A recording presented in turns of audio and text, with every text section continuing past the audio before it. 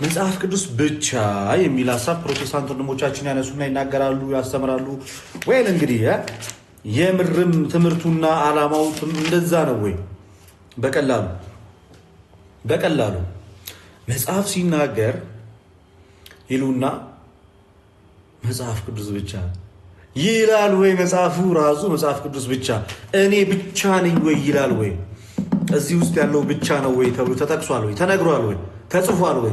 ሶሎ ሶላ ምናምን እያልክማ አታምታታም ይላል ወይስ አይልም? በቀላሉ እስኪ እንክፈተውና ቅድም ተሰሎንቄ ላይ አሳይቻችኋል አይደለ? ተሰሎንቄ 2:15 ላይ አሳይቻችኋለሁ።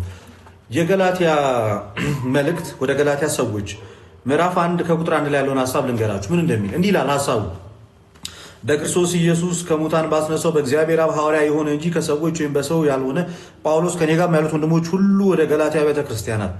ወደ ማን አብያተ ክርስቲያናት? ወደ ገላትያ አብያተ ክርስቲያናት። ይህንን መልእክት ምን እያደረገ ነው ጳውሎስ? ለገላትያ አብያተ ክርስቲያናት ይህን መልእክት እየጻፈ ነው። በጣም ትንሽዬ ጊዜ ብቻ፣ በጣም ጥቂት አእምሯችሁን ተጠቀሙ። ከፕሮቴስታንት ለየት ለማለት እነሱ የሳቱበትን እነሱ ሚስ ያደረጉትን ኮንሰፕት ለማግኘት በጣም ጥቂት ብቻ ማሰብ ነው የሚጠይቀው። በጣም ጥቂት ማሰብ ባለመቻላቸው ብቻ ነው መጽሐፍ ቅዱስ ብቻ ወደሚል ትምህርት ድምዳሜ ውስጥ የደረሱት። በጣም ጥቂት ማስተዋል ስላቃታቸው ብቻ ነው። እና እናንተን የምጠይቃችሁ ክርስቲያኖች አሁን ጥቂት እንድታስተውሉ ነው። ዝም ብላችሁ አስቡት እስኪ፣ ዝም ብላችሁ አስቡት። ጳውሎስ ይህንን መልእክት ገላትያ ላይ ጳውሎስ ከኔም ጋር ያሉት ወንድሞች ሁሉ ወደ ገላትያ አብያተ ክርስቲያናት። ወዴት አብያተ ክርስቲያናት? መግቢያው ወደ ገላትያ አብያተ ክርስቲያናት። ስለዚህ የገላትያ መልእክት እነሱ ጋር ከመድረሱ በፊት ገላትያ ላይ ክርስቲያኖች ነበሩ አልነበሩ? ክርስቲያኖች ነበሩ ወይንስ አልነበሩ? ጋይስ ክርስቲያኖች ነበሩ አልነበሩ? በጣም ጥቂት ማስተዋል ብቻ ነው የሚጠይቀው። ጳውሎስ የገላትያን መልእክት ለገላትያ ሰዎች ከመላኩ በፊት ገላትያ ላይ ቤተክርስቲያን ነበረች አልነበረች? ክርስቲያኖች ውስጥ ነበሩ አልነበሩም? ነበሩ። መጽሐፍ ቅዱስ ብቻ የሚለው ትምህርት ምን ያህል ስሁት እንደሆነ ከሚያሳይ አንዱ ጥቅስ ነው። ነበሩ። እና በየትኛው መልእክት ነው ታዲያ? በየትኛውን ጽሑፍ ጽፎላቸው ነው ታዲያ ክርስቲያን የሆኑት?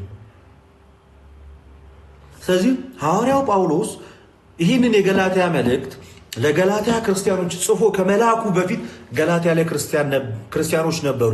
ያ ማለት በቃል በሰበካቸው ስብከት እዛ ቦታ ላይ ክርስትናን አምነው ተቀብለዋል ማለት ነው። ኢቨን መልእክቱ እነሱ ጋር ከመምጣቱ በፊት በቃል ትምህርት እዛ አካባቢ ላይ የነበሩ ክርስቲያኖች ክርስትናን ተቀብለዋል አልተቀበሉም? ክርስቲያኖች ነበሩ። ታዲያ እንዴት ነው መጽሐፍ ቅዱስ ብቻ ነው ጳውሎስ የሚያስተምረው የምትለኝ ወንድሜ? ጳውሎስ የገላትያን መልእክት ለገላትያ ክርስቲያኖች ገላትያ ላይ ላለችው አብያተ ክርስቲያን ከመጽሐፉ በፊት ክርስቲያኖች ነበሩ። እንዴት? በምን አይነት ማጂክ? መቼ ደረሳቸው መጽሐፍ ቅዱሱ? ወይንም የገላትያ መልእክት መቼ ደረሳቸው? አልደረሳቸውም። መልእክቱ እነሱ ጋር ከመምጣቱ በፊት ኢቭን ጳውሎስ እኮ መልእክቱን ሲጀምር የመልእክቱ አጀማመር በራሱ ምን የሚል ነው? ወንድሞች ሁሉ ወደ ገላትያ አብያተ ክርስቲያናት ከእግዚአብሔር ከአባታችን ከጌታም ከኢየሱስ ክርስቶስ ጸጋና ሰላም ለእናንተ ይሁን። ክፉ ከሆነ ካሁኑ ዓለም ያድነን ዘንድ እንደ አምላካችን እንደ አባታችን ፍቃድ ስለ ኃጢአታችን ራሱን ሰጠ። ለአብ ከዘላለም እስከ ዘላለም ክብር ይሁን አሜን። ቀጠል ይልና ምን ይላል? ከሰበክንላችሁ ወንጌል የሚለየውን ወንጌል ቢሰብክላችሁ የተረገመ ይሁን። ጳውሎስ ከጻፍኩላችሁ መልእክት የተለየ መልእክት ቢጽፍላችሁ የተረገመ ይሆናል አላለ? ከሰበክንላችሁ ወንጌል። ይሄ መልእክት ገላትያ ክርስቲያኖች ጋር ከመድረሱ በፊት ተሰብኮላቸው ነበር። ስብከቱ የምን ነበር? የቃል ስብከት። በቃል ስብከት እነዚህ የገላትያ ክርስቲያኖች አስቀድሞ ኦልሬዲ ክርስቲያን ነበሩ ማለት መጽሐፍ ቅዱስ ብቻ ታዲያ እንዴት ነው ጋይስ? ክላሽ ያደረገ ኖችኛዋ ብቻ ናት። በቃ ይሄ ነው ስልጣናዊ ቃል፣ ይሄ ብቻ በቃል የሰበኩት ሐዋርያት በቃል የሰበኩት ስብከት እኛ ከሰበክንላችሁ ብሎ ጳውሎስ ሲናገር ይህን የገላትያ መልእክት ያውም በመጀመሪያው ምዕራፍ ያውም በመግቢያው ላይ እንደዚህ የሚል ከሆነ 6 ምዕራፎች አሉት ገላትያ መልእክት። ምዕራፍ 2፣ ምዕራፍ 3፣ ምዕራፍ 4፣ ምዕራፍ 5፣ ምዕራፍ 6 ከመጻፋቸው በፊት ወንጌል ተሰብኮላቸዋል። የገላትያ ክርስቲያኖች በጣም አሜዚንግ ወንጌል ተሰብኮላቸዋል። የማ ክርስቲያኖች? የገላትያ ክርስቲያኖች ወንጌል ተሰብኮላቸዋል። እና እንዴት ነው ታዲያ መጽሐፍ ቅዱስ ብቻ ነው የሚለውን ትምህርት ተቀበሉ የምትለን? በጣም ስህተት ነው፣ ስህተት ነው። እና ይመጡና እንደዚህ ይሉናል። እንደገና ደግሞ በእምነት ብቻ ነው የእግዚአብሔር ልጅነት የሚገኘው። በእምነት ብቻ ነው የእግዚአብሔር ልጅ የሚገኘው። ሰዎች በውሃ በኢችቶ እንዴት ነው ስታስቡት የእግዚአብሔር ልጅነትን የሚያገኙት? እንዴት ነው በጥምቀት በውሃ ጥምቀት የእግዚአብሔር ልጅነትን የሚያገኙት? ይሄማ ቀልድ ነው። መጽሐፍ ቅዱስም አያስተምርም። ፕሮቴስታንቶች ነው እንደዛ ነው። ፕሮቴስታንት የሰው ልጆች በውሃ ጥምቀት ዳግም አይወለዱም፣ በእምነት ብቻ ነው። ወሬ አይ ወሬ ማርያምን ወሬ ነው ይወለዳሉ። ኖ ኖ ኖ ኖ ይላል መጽሐፍ ቅዱስ። ገና አባት ኖ ይላል። በጥምቀት ልጅነት አይገኝም ስትል ኖ ይላል መጽሐፍ ቅዱስ። ኖ ኖ ኖ ኖ ኖ ኖ እስካሁን ታገዝናችን። አይደብራሽም? እናንተ ሰዎች እየተፋፈረን እንጂ እየተሳሰብን እየተፋፈረን ነው ይላል መጽሐፍ ቅዱስ። እናቴ ትሙት ወሬ አለ። በውሃ ጥምቀት የእግዚአብሔር ልጅነት አይገኝም። ወሬ ጥምቀት አያድንም። ወሬ አረ ወሬ ነው፣ ውሸት ነው። ግን መጽሐፍ ምን ይላል? በአጭሩ መጽሐፍ ቅዱስ ሆይ መጽሐፍ ቅዱስ ሆይ የሰው ልጆች በጥምቀት ዳግም ይወለዳሉ ወይንስ አይወለዱም? መጽሐፍ ቅዱስ ሆይ እባክህ ነገር መልስልን። ይወለዳሉ ወይንስ አይወለዱም? ጴንጤ ፒፕል ጴንጤያንስ ኖ ኖ ኖ ኖ ኖ። እንዴት ነው ውሃ የሚወልድ? እንዴት ነው እጅቶ የሚወልድ? እንዴት ነው በጥምቀት ዳግም ልደት የሚገኘው የምትለው? እኔ በጣም የመጽሐፍ ቅዱስ ትምህርት አይደለም ብለህ ያልከኝ ልጅ ደህና ነህ? የት ጋር ነው ሲያገኘው እንደዛ የሚለውን ጥቅስ ከየትስ አመጣኸው? ከምንድን ነው የምትጠቅሱት? ቆይ ለእናንተ ለብቻችሁ የተጻፈ መጽሐፍ አለ ወይ? ጴጥሮስ ለእናንተ ብቻ የጻፈው አለ ወይ? ዮሐንስ ለእናንተ ብቻ የጻፈው አለ ወይ? አለ ለእናንተ ለብቻ የሆነ ቦታ ላይ የጻፈላችሁ አለ ለእናንተ ብቻ? ፕሊዝ ፕሮቴስታንቶች፣ ክርስቲያኖች ጥምቀት ለድነት ይላሉ። ኖ እናንተ ግን ዝም ብላችሁ በእምነት ብቻ ነው ብትሉም ችግር የለውም ብሎ የጻፈላ ሐዋርያ አለ? እንደዛ ብሎ ያስተማረ አለ ወይ? የለም። ሁላችንም አስመሳዮች ነን። በጣም ስህተት ነው። ኤኒዌይስ መጽሐፉ ግን ሲናገር እውነተኛው የእግዚአብሔር ቃል ሲናገር ዮሐንስ የጌታ ሐዋርያ ማንን እንመን? ቀጠል ይልና ምን ይላል? ኢየሱስም መለሰ እንዲህ ሲል እውነት እውነት እልሃለሁ ሰው ከውሃና ከመንፈስ ካልተወለደ በቀር ወደ እግዚአብሔር መንግሥት ሊገባ አይችልም። ከሥጋ የተወለደ ሥጋ ነው፣ ከመንፈስ የተወለደ መንፈስ ነው። ዳግመኛ ልትወለዱ ያስፈልጋችኋል ስላልኩ አትደነቁ። በውሃ ጥምቀት ድጋሚ ልጅነት ይገኛል ስላልናችሁ አትደነቁ። ዳግም ውልደት አምናችሁ በጥምቀት ነው ስላልናችሁ ፕሮቴስታንቶች አትደነቁ፣ አትደንግጡ፣ አትደነቁ። ይህ የመጽሐፉ እውነት ነው። አትደነቁ፣ አይግረማችሁ፣ ውሃውም አይቅለልባችሁ። ጌታ ኢየሱስ ነው ሰው ከውሃና ከመንፈስ ካልተወለደ በስተቀር ወደ እግዚአብሔር መንግሥት አይገባም ያለው። ልደተ ቃል አይደለም። ይህ ታላቁ መጽሐፍ ነው የተናገረው። አትደነቁ፣ አምናችሁ ተቀበሉ። ኦኬ፣ አምናችሁ ተቀበሉ። አምናችሁ ተቀበሉ። አምነ መቀበል ነው ያለብን። ምንም መደነቅና ግራ መጋባት ምናምን አይጠበቅብን። ይሲ ምን ያህል የመጽሐፉን ቃል ጥምዝዝ እንደሚያደርጉት እንደዚህ ለራሳቸው እንዲህ በቃ ጠምዝዘው ዮሐንስ 3:5 ጠምዝዘው በቃ እንደዚህ ቆላልፈው ሰግጦ እግዚአብሔር አይኔን ግንባር ያርገኝ በገገማው ሰግጦ ዮሐንስ ወንጌል ምዕራፍ 3 ላይ ውሃ ያለው ውሃ አይደለም እና ወይን ነው እና ወተት ነው እና ምንድን ነው ይመጣና ዮሐንስ ወንጌል ምዕራፍ 3 ላይ ውሃ ያለው ውሃ አይደለም እና ምንድን ነው ውሃ ካልሆነ ወይን ነው ታዲያ ወተት ነው ምንድን ነው? በመጠጣትስ ቢሆን ይላል። ውሃ ከጠማ ሄዳ አትጠጣም እንዴ? ምን ከውሃ ጋር ጸብ ነው?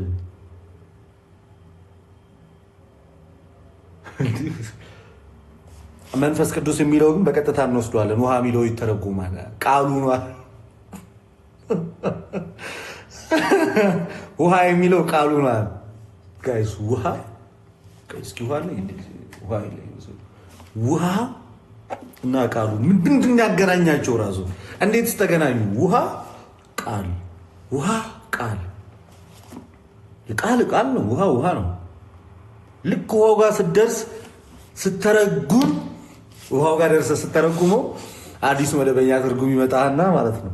አዲሱ መደበኛ ትርጉም ይመጣና ኖ ዌይ ማብራሪያው ላይ ኖ ዌይ ውሃ ያለው ጥምቀት ነው።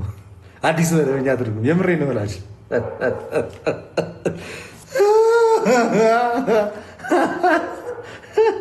አዲሱ መደበኛ ትርጉም እያንዳንድን በራሴ ቆንጨራ ባለ የገደሉኛል። የታረድኩት ሰኔ 8 ዛሬ ሰኔ 8 ነው ጋይስ።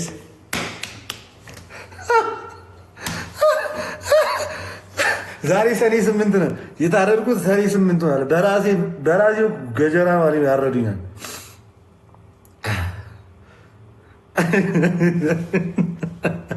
አዲሱ መደበኛ ላምጣው ቆይ ጋይስ። መብራት የጴንጤ እጅ አለበት። እመኑኝ።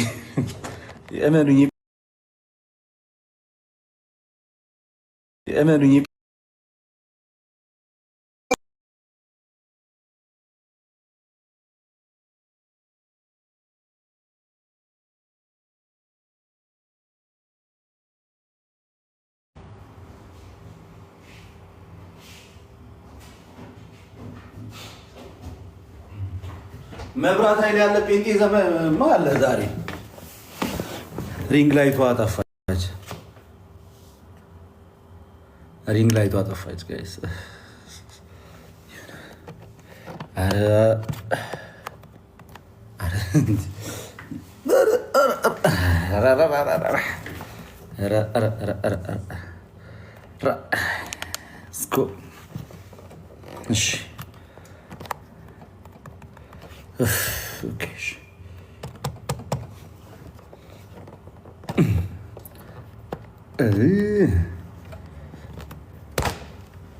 ምንድን ነው?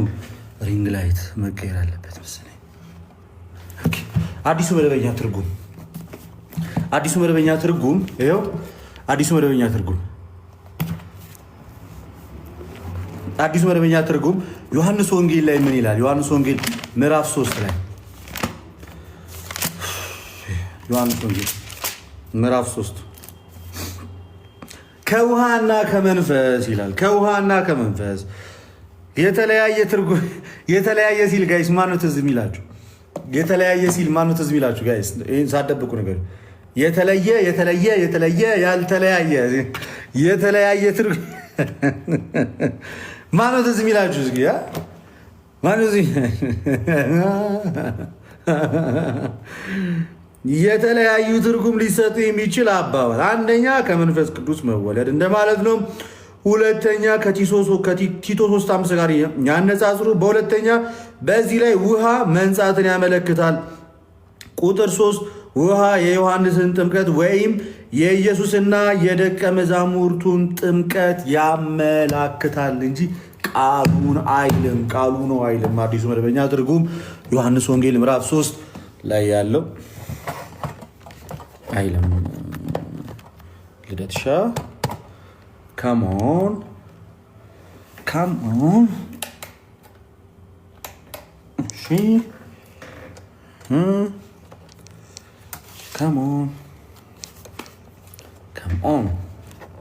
ታረጉማ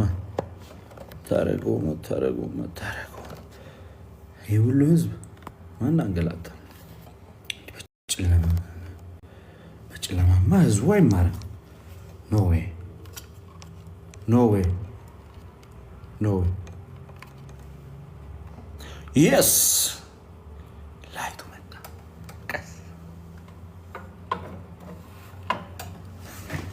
ተመልሰናል።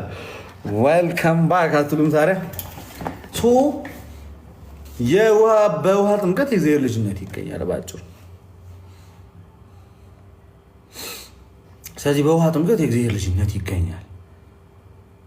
ምንድን ነው የምትሉን ታዲያ? በጴንጤዎች ምንድን ነው የምትሉን? ምንድን ነው የምትሉን? ከዚሁ ከጥምቀት ርዕስ አንውጣ። ጥምቀት እኮ ጀስት መተባበሪያ ነው እንጂ ከዛ የዘለለ እኮ ምንም ነገር የለውም። ከመተባበር ውጭ ምንድን ነው የምትተባበሩ? ከዛ የዘለለ እኮ ሌላ ቃል ሌላ ትርጉም የለውም።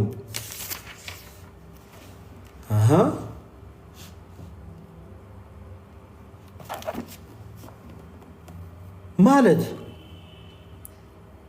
በቃ በጥምቀት እኮ ድነት አይገኝም። ሰግጦ ይመጣና አንድ ፕሮቴስታንት ይመጣና በገገማው ስግጥ ምናምን ብሎ መነጽሩን አድርጎ ሱፉን ገጭ ካረባቱን እንቅ አድርጎ ይመጣና ኧረ በፍጹም ጥምቀት አያድንም ያድናል የሚል ሀሳብ መጽሐፍ ቅዱስ ራሱ የለውም። ኦኬ ወይል እንግዲህ እኔ ምለው የፕሮቴስታንት መጽሐፍ ቅዱስ ላይ ማርቆስ 16:16 የለም እንዴ? የፕሮቴስታንት መጽሐፍ ቅዱስ ላይ ማርቆስ 16:16 የሚባለው ክፍል የለም? ከነጭራሹ የለም መሰለኝ። አይገስ የለም። ቢኖርማ እንደዚህ ሆነ የለም ካለ መቼስ እንደዚህ አነካካድም እንዴ? ድሮ ስናጠፋ ቤተሰቦቻችን እንዳይቀጡን ስንል እንዋሽ ነበረ። በገገማው እኮ ፊት ለፊት ያለ ስግጥ ያለ ውሸት እኮ ነው። እኔ አላረጉም ምናምን ያው ላለመገረፍ ምናምን ሲባል ግን እኮ አለ ውስጣችን እኮ እውነት እንደሆነ ያውቀዋል እኮ። ግን አንድ ለመቀበል አንድ ኦኬ እሺ አያድንም ይላል ማርቆስ 16:16 ላይ እንደዚህ ይላል ከቁጥር 15 እንዲህም አላቸው፣ ወደ ዓለም ሁሉ ሂዱ፣ ወንጌልንም ለፍጥረት ሁሉ ስበኩ፣ ያመነ የተጠመቀም ይድናል የሚለውን ቃል ይፈረድበታል እኮ የሚለው ግን ያላመነ ነው። እኛ ምን አገባን ስላላመኑት? እያወራን ያለነው እኮ የሚድኑት እነማን ናቸው ነው። እዚህ ክፍል ላይ ስንከራከር ፓስተር ዳንኤል ሌሎቹም ጋር ስንከራከር እዚህ ክፍል ላይ ይድናል የሚለው ቃል ከምን ቀጥሎ ነው የሚመጣው? ያመነ ካለ በኋላ የተጠመቀ ካለ በኋላ አይ ያመነ የተጠመቀ ይድናል ነው የሚለው። ቃሉ ምን ይላል? ያመነ የተጠመቀ ይድናል። ጥምቀት ያድናል? አያድንም። ቃሉ ምን ይላል? ያመነ የተጠመቀ ይድናል። ጥምቀት ያድናል ነው? አያድንም። ቃሉ ምን ይላል? ያመነ የተጠመቀ ይድናል። ጥምቀት ያድናል? አይ በፍጹም ያድናል። ልክ ቴዲ አፍሮን ታውቋል? አያላውቀውም። ጎሳዬ ተስፋዬን ታውቋል? አያላውቀውም። ጥላሁን ገሰሰን ታውቋል? አያላውቀውም። ብሎ እንደሸመጠጡት እዚህ ይላቸዋል። ፓስተር ሶፊ አያላውቀውም። ጴንጤዎችን ማርቆስ 16:16 ታውቋል? አያላውቀውም። ዮሐንስ ወንጌል ምዕራፍ 3 ቁጥር 5 ታውቋል? አያላውቀውም። በእውነት አታውቀውም? እሺ ታዲያ ምንድን ነው የምታውቀው? ጸጋው በእምነት አድኗቸዋል የሚለውን ብቻ ነው የማውቀው።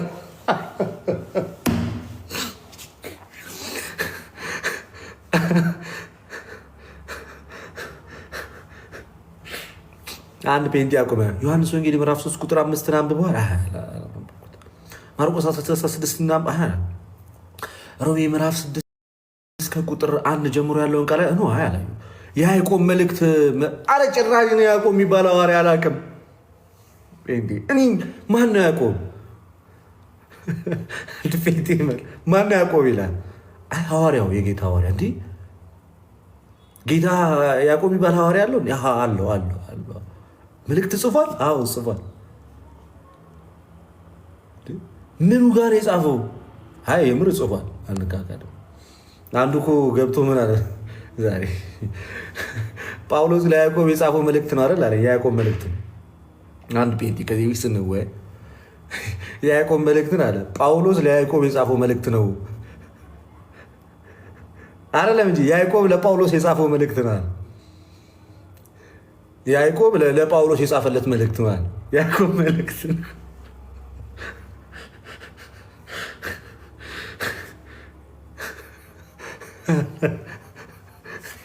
ምን ይባላል? እሺ አንተ በጊዜ ገባ ዛሬ እንኳን ደስ አለ እንዳለው ነው ዛሬ እንኳን ደስ አለ እንደዚህ ሲል ልክ ማርቆስ 16 ያምን የተጠመቀ ይድናል የሚለው ኖ በእምነት ብቻ ነው ሲል አያስብልም። ዮሐንስ 3:5 ከውሃና ከመንፈስ ነው ዳግም ውልደት ምናምን ስትለው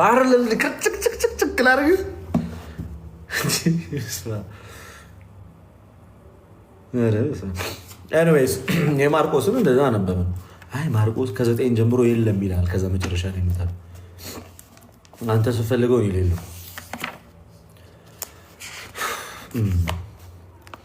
በቃ የመጨረሻ የሐዋርያው ጳውሎስን እናንሳና በጥምቀት ዙሪያ ላይ የመጨረሻ የሐዋርያው ቅዱስ ጳውሎስን ሀሳብ እናንሳ። የመጨረሻ በቃ ማለት የመጨረሻ በቃ ሐዋርያው ጳውሎስ ሮሜ ላይ ምንድን ነው ያለው? ሐዋርያው ጳውሎስ የኃጢአት ስርየትን ከጥምቀት ጋር አድርጎ አውርቶታል። ከክርስቶስ ኢየሱስ ሞትና ትንሣኤ ጋር ጴንጤ ሰው ከክርስቶስ ኢየሱስ ሞትና ትንሣኤ ጋር አንድ ሳይሆን መዳን ይችላል? አይችልም። አንድ ፕሮቴስታንት አግኝተህ ስትጠይቀው ሰው ከክርስቶስ ኢየሱስ ሞትና ትንሣኤ ጋር አንድ ሳይሆን መዳን ይችላል? አይችልም። ሰው ከክርስቶስ ኢየሱስ ሞትና ትንሣኤ ጋር አንድ የሚሆነው በምንድን ነው? በእምነት ይላል? አይልም። ሰው በምንድን ነው የሚሆነው ይላል?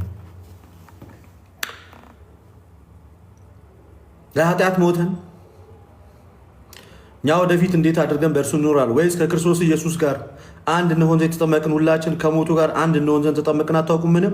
እንግዲህ ክርስቶስ በአብ ክብር ከሙታን እንደተነሳ እንዲሁ እኛም በአዲስ ሕይወት እንድንመላለስ ከሞቱ ጋር አንድ እንሆን ዘንድ በጥምቀት ከእርሱ ጋር ተቀበርን።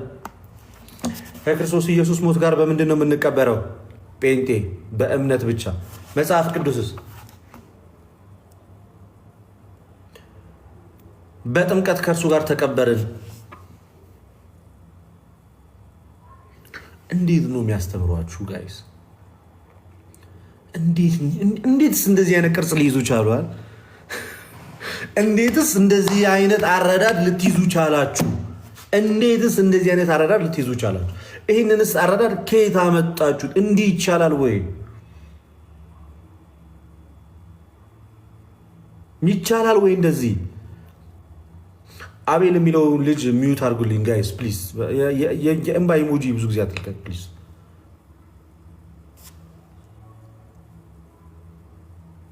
እንዴትስ እንደዚህ አይነት ቅርጽ ሊይዙ ቻሉ አለ። ልክ ነው። ቀጠላለ። ሞቱን በሚመስል ሞት ከእርሱ ጋር ከተባበርን ትንሣኤን በሚመስል ትንሣኤ ደግሞ ከእርሱ ጋር እንተባበራለን። ከእንግዲህ ወዲህ ለኃጢአት እንዳንገዛ የኃጢአት ሥጋ ይሻር ዘንድ አሮጌው ሰዋችን ከእርሱ ጋር እንደተሰቀለ እናውቃለን። የሞተስ ከኃጢአቱ ጸድቋል። በምንድን ነው የምንሞተው? ሐዋርያው ጳውሎስ በጥምቀት፣ ጴንጤስ በእምነት ብቻ። ሁለት ነገር እኮ ነው የሚጠበቅብን ባይዜ ከፕሮቴስታንት ጋር ስንከራከር። አንደኛ ከሐዋርያቱ ጋር ማግባባት ራሱ ይጠበቅብናል። አንድ ፐርሰናሊ ባህሪ ለባህሪ ማግባባት፣ ከሐዋርያቱ ጋር ማስማማት ኖርብናል። መጀመሪያ ቀጠል ሲል ከሐዋርያት ትምህርት ጋር በጣም ስራ ነው ጋይስ፣ በጣም ስራ ነው። በጣም ከዛ እኮ ነው ይሄ እኮ ነው አንድ መንገደኛ ቤት መንገድ ላይ የሞተው ይልቁንም ከሙታን መካከል የተነሳው ስለኛም የሚወለደው በእግዚአብሔር ቀኝ ያለው ክርስቶስ ኢየሱስ ነው ብሎ የሚነሳው። ዮሐንስ ወንጌልን፣ ማቴዎስ ወንጌልን፣ ሉቃስ ወንጌልን፣ ሐዋርያት ሥራን፣ ማርቆስን ምናምን ዘለ ከሮሜ ምዕራፍ 1 ምዕራፍ 2 ምዕራፍ 3 ምዕራፍ 4 ምዕራፍ 5 ዘለ 6 7 8 ከ8ም ደግሞ ወርደ 33 ጥቅሶች ዘለ 34 ላይ ብቻ ታወራለህ። እንዴት እንደዚህ ሊሆን ይችላል?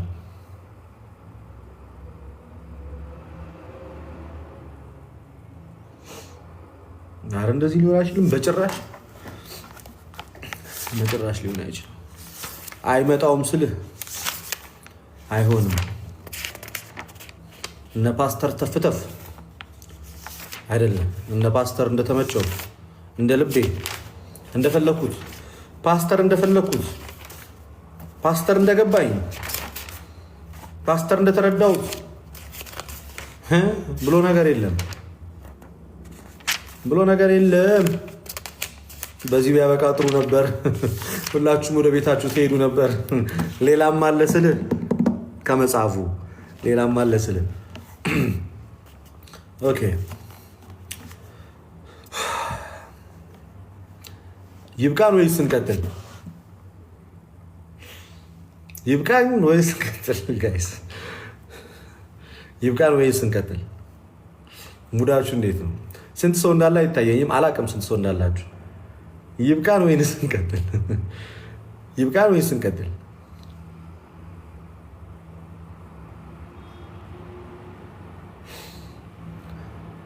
እሺ ሰው እናስገባ እና እንቀጥላ። ስንት ሰው አለ? 1100 ሰው አለ። እሺ ፕሮቴስታንት ፋሚሊ፣ እሺ ፕሮቴስታንቶችን እናስገባሽ። እሺ ፕሮቴስታንት ብቻ አሁን የተናገርኳቸው ነገሮች እየተፈታተሽን እንድንሄድ ፕሮቴስታንቶች ብቻ። ፕሮቴስታንት ግቡ እስኪ፣ ቤቴ እግዚአብሔር ነው። ግቡ፣ አረፍ በሉ፣ አረፍ በሉ። አንዳንድ ጥቅስም እንሰጣችኋለን። ለምን ፍቅርናችሁም የሚሆን አንዳንድ ጥቅስን እንሰጣችኋለን። በዚያም ጥቅስ ትታከማላችሁ። ለድካማችሁም ረፍት የሚሆን ቃሉን እንሰብካችኋለን። ለጥማታችሁም የሚሆን ወንጌል እንነግራችኋለን። ለምን ፍቅርናችሁም የሚሆን የእግዚአብሔር ቃል ትማራላችሁ። ግቡ እስኪ እንደው በፊታችሁ ሞገስ አግኝተን እንደሆነ ለዚህ ተጣመመ ትምህርት ማስተካከያ እንሰጣችኋለን። ግቡ።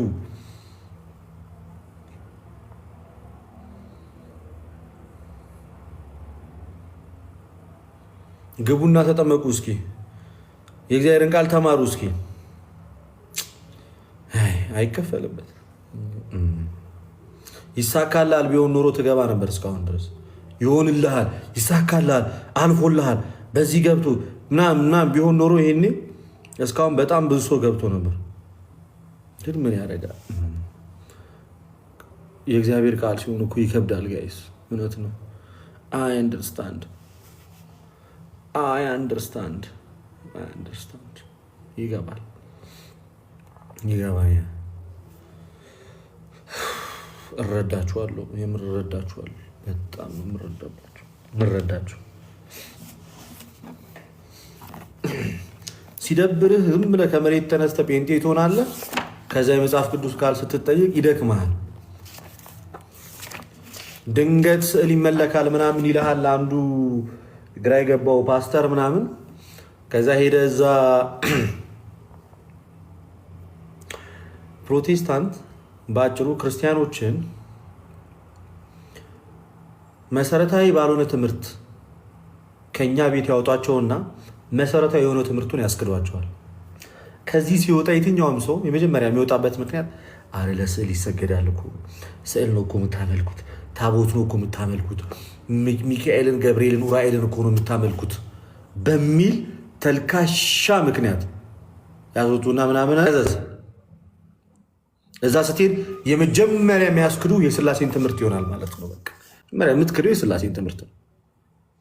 ክደህ የምትጀምረው የስላሴን ትምህርት ነው። ከዚህ እኮ ግን የወጣው እኮ የስላሴን ትምህርት ተቃዋሚ ምናምን እኮ አለ። ከዚህ እኮ የምትወጣው እኮ የስላሴን ትምህርት ተቃዋሚ ምናምን አለ። ከዛ እዛ ስትሄድ አብ የበላይ አስተዳዳሪ ነው ይላል አዲሱ መደበኛ። ድንገት ዳዳን ገጭ ይላል። አብ ምንድን ነው? የበላይ አስተዳዳሪ ነው። ማን? አዲሱ መደበኛ ትርጉም። ከዚህ እኮ የወጣው እኮ በዚህ አይደለም። ኦርቶዶክስ እኮ ገድላትና ድርሳናት ባይኖሯት ኖሮ ሁላችንም እኮ እንመለስ ነበረ። ና ተመለሳ። ገድላትና ድርሳናት መሰረታዊ የሃይማኖት መከራከሪያ አይደሉም። ጥምቀት ለድነት የሚለውን ታምናለህ? አይ እሱማ አላምንም። ኦርቶዶክስ እኮ ገድላቶቿን እኮ ብታስወግድ ኖሮ ሁላችንም ወደ ቤቷ እንመጣ ነበረ። ቅዱስ ቁርባን የዘላለም ሕይወት ይሰጣል ብለህ ታምናለህ? አይ አላምንም። ኦርቶዶክስ እኮ ስዕላትን ምናምን ብታስወጣ ኖሮ እንመለስ ነበረ። ስራ ለድህነት የሚለውን ታምናለህ? አላምንም። እና ምንድን ነው የምትለን ታዲያ? ምንድን ነው የምትለን? እነዚህን እንደ አምድ የቆሙ ትምህርቶችን ሸምጥጠ በገድል ለመደበቅ ለምን ትሞክራለህ? ኤኒዌይስ በጣም ይሄ ሜንታል ዲስኦርደር በጣም አለ እዛ አካባቢ። አም ሶሪ በጣም እሺ። ተሜና ሜሪ እንኳን ደህና መጣችሁ። የተወደድክ ልደት ወንድሜ ሰላም ብያለሁ። እህት አለሜ ሜሪዬ ሰላም ብያለሁ። እንዴት ናችሁ? ፕሮቴስታንቶች ላይ ነው ዛሬ ያለ ነው። እንዴት ነው ግን ልደትዬ? ምን ኦኬ። እንግዲህ ዛሬ አንድ በአንድ ትምህርቶቹን የመፈተሽ እድሉን አግኝተን ነበር እና ከመጽሐፍ ቅዱስ አንጻር ከዚህ ከታላቁ መጽሐፍ አንጻር ሰዎች ምን ያምናሉ፣ ምን ያስተምራሉ? ደስ ይለኛል። እኔም ጥያቄ ነበር። ኦኬ እንቀጥላለን። እንደ እግዚአብሔር አምላካችን ፍቃድ፣ እንደሱ ቸርነት እንቀጥላለን። ሜሪ እንኳን ደህና መጣሽ።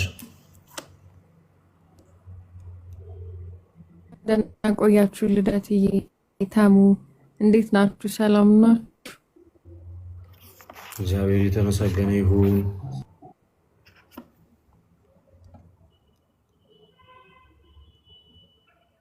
እግዚአብሔር ይሰማል። የኔ ድምፅ ማይ ፋሚሊ እንኳን በጣም ደህና መሻችሁ። የማን ነው ትክክለኛ ስምህ? ማን ነው ወንድሜ? አንተ? ኦኬ ዲያቆን ያሬድ ነኝ። ዲያቆን ያሬድ። ታዲያ ግን ማለት የቅዱሳንን ስም ይዞ መምጣት ግን ልክ ነው?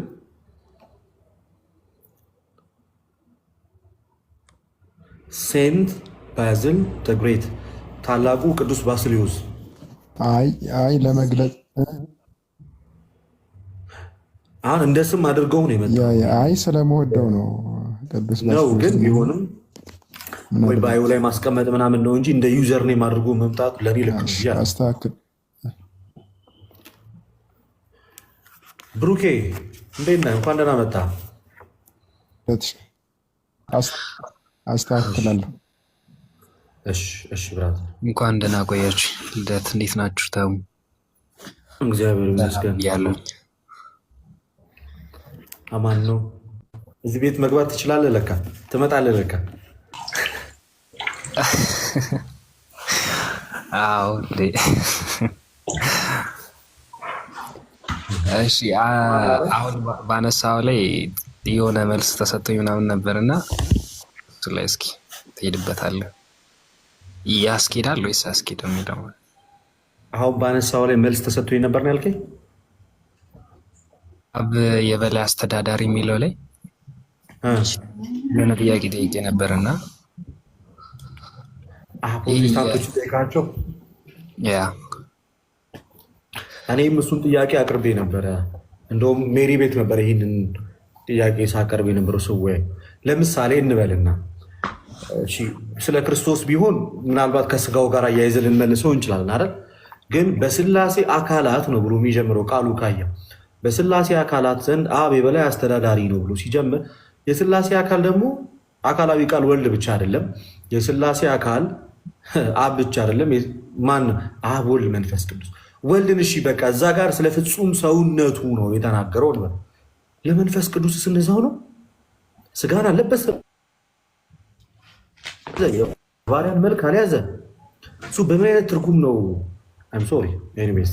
እሺ ሰላሚና ሰላም ነው። ከየት ቤተ እምነት ነሽ?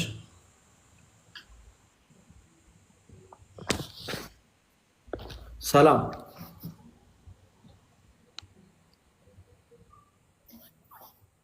እህታችን ሰላም።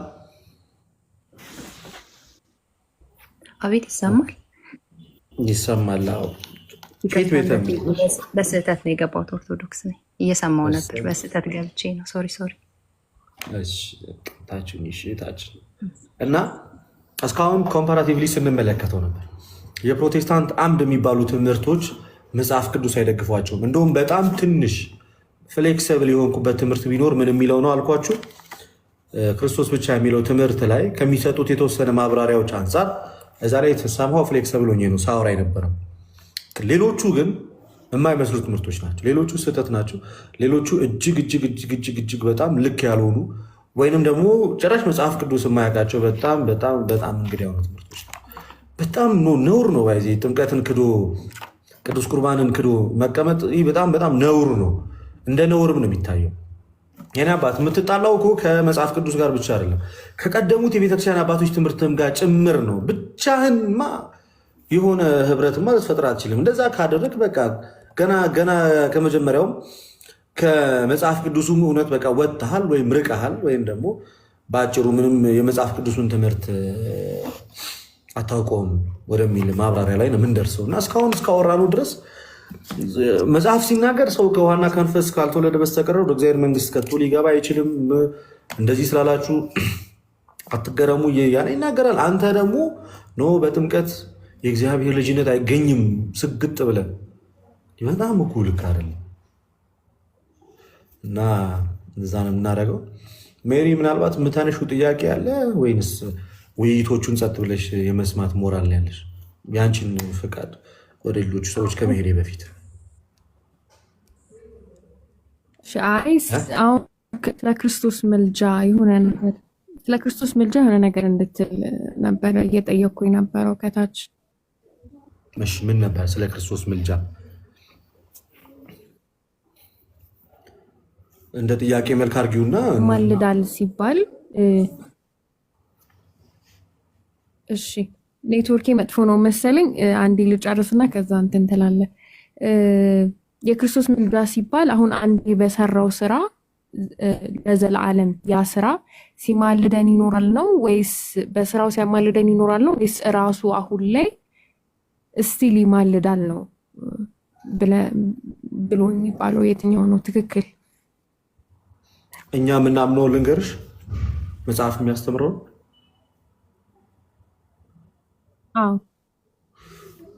ኦኬ። ምልጃ የሚለውን ቃል በጣም ብዙ ጊዜ ተወርቶበታል፣ ብዙ ጊዜ ተወያይተንበታል፣ ብዙ ጊዜ አንስተነዋል። በርካታ ጥያቄዎች ተነስተውበት በርካታ መልሶችም ተሰጥተውበታል። ዛሬ ከሀርድ ኮፒው መጽሐፍ ቅዱስ ነው እያወጣን የምንማማረው። በቃ በስልክ በቃ እንዲህ እየገለጥ ነው የምንናገረው እና ምንድን ነው ምልጃ መሰረታዊ ትርጉሙ የመጽሐፍ ቅዱስ ማህበር በዚህ ሀሳብ ላይ ከብሩክ ጋር ትንሽ የሆነ ጊዜ ተጋጭተን ነበር መሰለኝ። አስታውሳለሁ። የቅዱስ ዮሐንስ አፈወርቅን ሀሳብ ምናምን ይዘን ታስታውሳለህ ብሩክ? የሆነ ሰዓት ላይ ስለ ምልጃ ተከራክረን ነበረ። እዚህ ጋር በጣም ቢግ ዲል አይደለም ይሄ ጉዳይ። ምልጃ የሚለው ቃል ያን ያህል ቢግ ዲል አይደለም፣ ግን የምንረዳበት አረዳድና እኛ የምናይበትና እናንተ የምታዩበት መንገድ ግን ልዩነት ስላለው ከቃሉ ትርጉም ተነስተን ብናወራበት በጣም አሪፍ ነው። የቃሉ ትርጉም ምልጃ ማለት መሰረታዊ ትርጉሙ ልመና፣ አንዱ ለአንዱ የሚደረግ ልመና ነው። በቃ ወደ እግዚአብሔር በልመና መልክ የሚቀርብ ነገር ነው። መሰረታዊ ትርጉሙ ልመና ነው። መጽሐፍ ቅዱስ ላይ ሮሜ 8:34፣ ዕብራውያን 7:25፣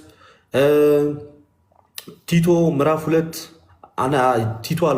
አንያ ጢሞቴዎስ ምዕራፍ 2 ከቁጥር 3 ላይ ተነግሯል አለ። ተመሳሳይ ቃላቶች በተለይ ከግሪኩ ጋር ተመሳሳይ የሆኑት ክፍሎች አሉ። ሮሜ እንዲሁም ጢሞቴዎስ ላይ እና እንዲሁም ደግሞ ዕብራውያን ላይ እና በዚህ በሮሜ መልእክት ላይ ያለው የተነገረው ከጌታ አንጻር ነው። ሌላኛው ከቅዱሳን አንጻር የተነገረ ነው። ግን እኛ ምንድን ነው የምናምነው? ዛሬ ክርስቶስ በዚህ ሰዓት ላይ ይማልዳል ወይ? የምልጃን ስራ ይሰራል ወይ? አክሽኑ ነው ማለት ነው። ድርጊቱን ያደርገዋል ወይ? በማድረግ ደረጃ ክርስቶስ ኢየሱስ በዚህ ሰዓት ላይ ይህን ነገር ያደርጋል ወይስ አያደርግም?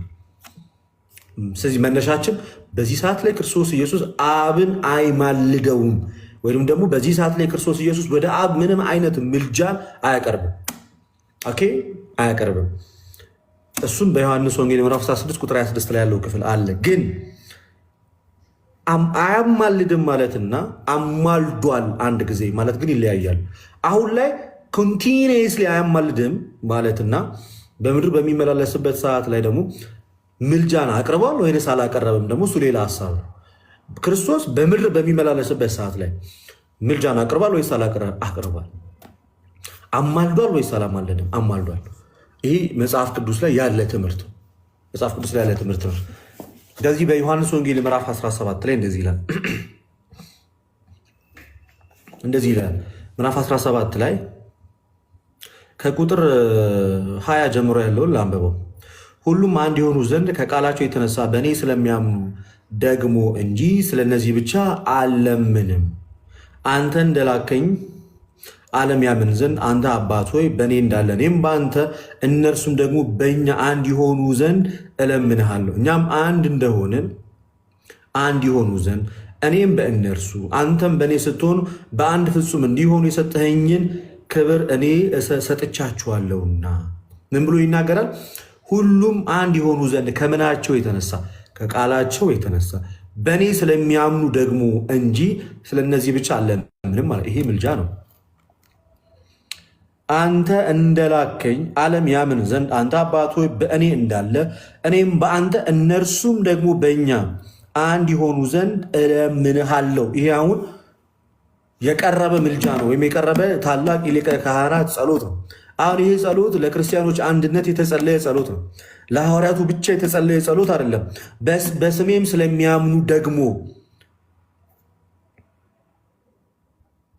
ስለ እነዚህ ብቻ አልለምንህም። ሚኒንግ ስለ 12ቱ ሐዋርያት ብቻ አይደለም። በስሜ በሐዋርያት ስብከት በስሜ አምነው ስለሚመጡትም እስከ ዓለም ፍጻሜ ድረስ ስለሚነሱትም ክርስቲያኖች ጭምር ነው። የቤተክርስቲያናችን አንድምታ በዚህ ዮሐንስ ወንጌል ምዕራፍ 17 ቁጥር 20 ላይ እንደዛ ነው። አሁን ላይ ምልጃን አያቀርብም፣ አሁን ላይ ልመናን አያቀርብም፣ አሁን ላይ ጸሎትን አያቀርብም። ከዚህ ዓለም ከሄደና ወደ አባቱ ካረገ ሰዓት ጀምሮ ክርስቶስ ኢየሱስ ምንም አይነት ልመና፣ ምንም አይነት ምልጃ፣ ምንም አይነት ጸሎትን አያቀርብም። ግን አንድ ጊዜ በጣም ታላቅ የሆነ የቤተክርስቲያን አንድነት፣ የክርስቲያኖች አንድነት የተባለውን ታላቅ የሊቀ ካህናት የስልጣን ጸሎት ግን አቅርቧል። ከዚያም የተነሳ አንዴ አማልዷል እና ያ አንዴ ያደረገው ይህ ጸሎት እስከ ዓለም ፍጻሜ ግን ይሰራል ብለን እናምናለን። አንዴ ያደረገው ልክ አሁን ክርስቶስ ልክ ይቅርታ እግዚአብሔር አሁን ለምሳሌ ብርሃን ይሁን አለ አይደለ? ዘፍጥረት ላይ ሁልጊዜውን ብርሃን እንዲሆን መናገር አይጠበቅበትም። ደጋግሞ ብርሃን ይሁን ብርሃን ይሁን ብርሃን ይሁን ብርሃን ይሁን ማለት አይጠበቅበትም። ክርስቶስ አንዴ ብዙ እግዚአብሔር አንዴ ብዙ ተባዙ አለ፣ ምድርንም ሙሉት አለ። ሁልጊዜ ከእግዚአብሔር ይህን ቃል መናገር የለበትም። ሰዎች ምድር ላይ እንዲበዙ ወንድና ሴት አድርጎ ፈጥሯል፣ ያንን ቃል ሰጥቷል። ስለዚህ ይህ ቃል ስልጣናዊ ነው፣ ሁሌ ይሰራል። እሱ ግን ሁሌ አይለውም። ሴም ቲንግ አንድ ጊዜ ማለት ነው ያደረገው ይህ የስልጣን ጸሎት ክርስቲያኖችን ለዘላለም አንድ ሲያደርጋቸው ይኖራል እና ይህ ጸሎት ከሌሎቹ ጸሎት ወይም ከሌሎቹ ልመና በምን ይለያል የሚለው ግን ይወስነዋል። አንደኛ የክርስቶስ ኢየሱስ ጸሎቱ በራሱ የስልጣን ጸሎት ነው። ሁለተኛ ደግሞ ጸሎቱ በራሱ ከአብ ዘንድ ምንን የሚጠብቅ አይደለም፣ ምላሽን የሚጠብቅ ወይንም ደግሞ ከአብ ዘንድ የሚመጣን የይሆናል ወይንም የአይሆንምን መልስ የሚጠብቅ አይደለም። ጸሎቱ በራሱ ኃይልን ማድረግ የሚችል ማከናወን የሚችል የስልጣን ጸሎት ነው። ሁለተኛ ጸሎትን እንደ ሰውነቱ እንኳን የሚጸለይ አምላክ ቢሆን ጸሎትን ሰሚ ፈጣሪም እንደሆነ ግልጽ መሆን መቻል አለ። እንደ ፍጹም ሰውነቱ ከተቀበለው መከራ አንጻር መታዘዝን ተማረ እንደሚለው ሁሉ ደግሞ ለእሱ የሚገዙለትና የሚታዘዙለትም አምላክ ደግሞ ነው። ከዚህ አንጻር ልንረዳው ይገባል። ጸሎቱ ለየት የሚያደርገውን ነገር እንመልከት። የቅዱሳን ጸሎት የእግዚአብሔርን መልካም ፍቃድ መሰረት ያደረገ ነው። ወይንም የእግዚአብሔርን በጎ ምላሽ የሚጠብቅ አይነት ምንድን ነው? የሚጠብቅ አይነት ጸሎት ይሆናል። የክርስቶስ ኢየሱስ ጸሎቱ ራሱ አንድ ስለመሆን ነው። የአንድነት ጸሎት ሁሉም አንድ የሆኑ ዘንድ ያውም ከቃላቸው የተነሳ ይህንን ጸሎት ማንኛውም ሰው ሊያቀርበው የሚችለው ጸሎት አይደለም። በቃ ከሱ ውጭ ይህን ጸሎት ሊያቀርብ የሚችል የለም እና ይህ ጸሎቱ እስከ ዓለም ፍጻሜ ድረስ የሚሰራ ጸሎት ነው። አያማልድም። በዚህ ሰዓት ላይ ምንም አይነት የምልጃን ስራን አይሰራም። አንድ ጊዜ ያቀረበው ምልጃ፣ አንድ ጊዜ ያቀረበው ይህ ጸሎት ግን እስከ ዓለም ፍጻሜ ግን ይሰራል። ሜሪ ግልጽ ነው። አንዴ በመስቀል የሰራው ስራ አንዴ የለመነው ልመና ኮንቲኒየስ ነው እስከ መጨረሻው እንጂ አሁን እሱ ድርጊቱን አያደርገውም ነው አይደለም። እሱ ድርጊቱን ደጋግሞ ያደርገው። ለምሳሌ አባቱ የሚያደርጉትን ያቁሙና ይቅር በላቸው አለ መስቀል ላይ። አሁን ያንን አይደጋግሙም፣ ግን አንድ የተናገረው ነገር ግን ለሰው ልጆች ያውቃል፣ ይቅርታን ያሰጣል። አንድ ጊዜ የጸለየው ጸሎት ደጋግሞ በዚህ ሰዓት ላይ ማድረግ አይጠበቅበትም። አብንም በምንም አይነት መንገድም ሊለምነውም ወደ አብም ሊማለድ አይችል። አሁን ላይ አይማልድም፣ ምንም አይነት የምልጃን ስራ አይሰራም አሁን ላይ። ነገር ግን አንድ ጊዜ በምድር ላይ ያደረገው እንደ ፍጹም ሰውነቱ ያቀረበው ያ ልመና ያ ምልጃ ግን ይሰራል ሁልጊዜም።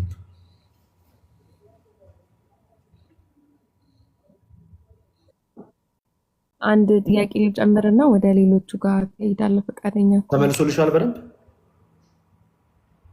አዎ፣ በደንብ ነው። በጣም ከይቅርታ ጋር እኔው ራሱ ያስኳቸው ጥያቄዎቹን እነ ብሩኬ ሶሪ በጣም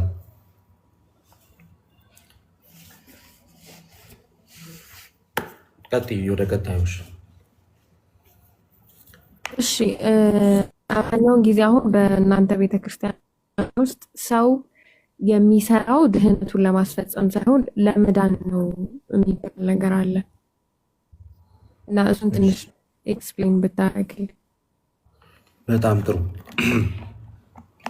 እንደምታውቁት በቤተክርስቲያናችን ድህነት ወይም መዳን የሚለው ጉዳይ ቅጽበታዊ አይደለም፣ ሂደታዊ ወይም ደግሞ ፕሮግሬሲቭ ሆኖ የተቀመጠ ነው። ወይም ደግሞ በቀጣይነት በአንድ ጊዜ የሆነ ታይም ላይ ብቻ ተደርጎ የሚቋረጥ ወይንም ደግሞ የሆነ ሰዓት ላይ የሆነ አንዴ ብቻ አመን ዳንን ከዛ በኋላ ነገሮች አለቁ ተጠናቀቁ ምናምን ብለን የምንናገረው አይደለም። ድነት በመዳን የሚጀምር ነው። ፕሮግሬሲቭ ነው። አብሮ የሚሄድ የሚፈጸም ነገር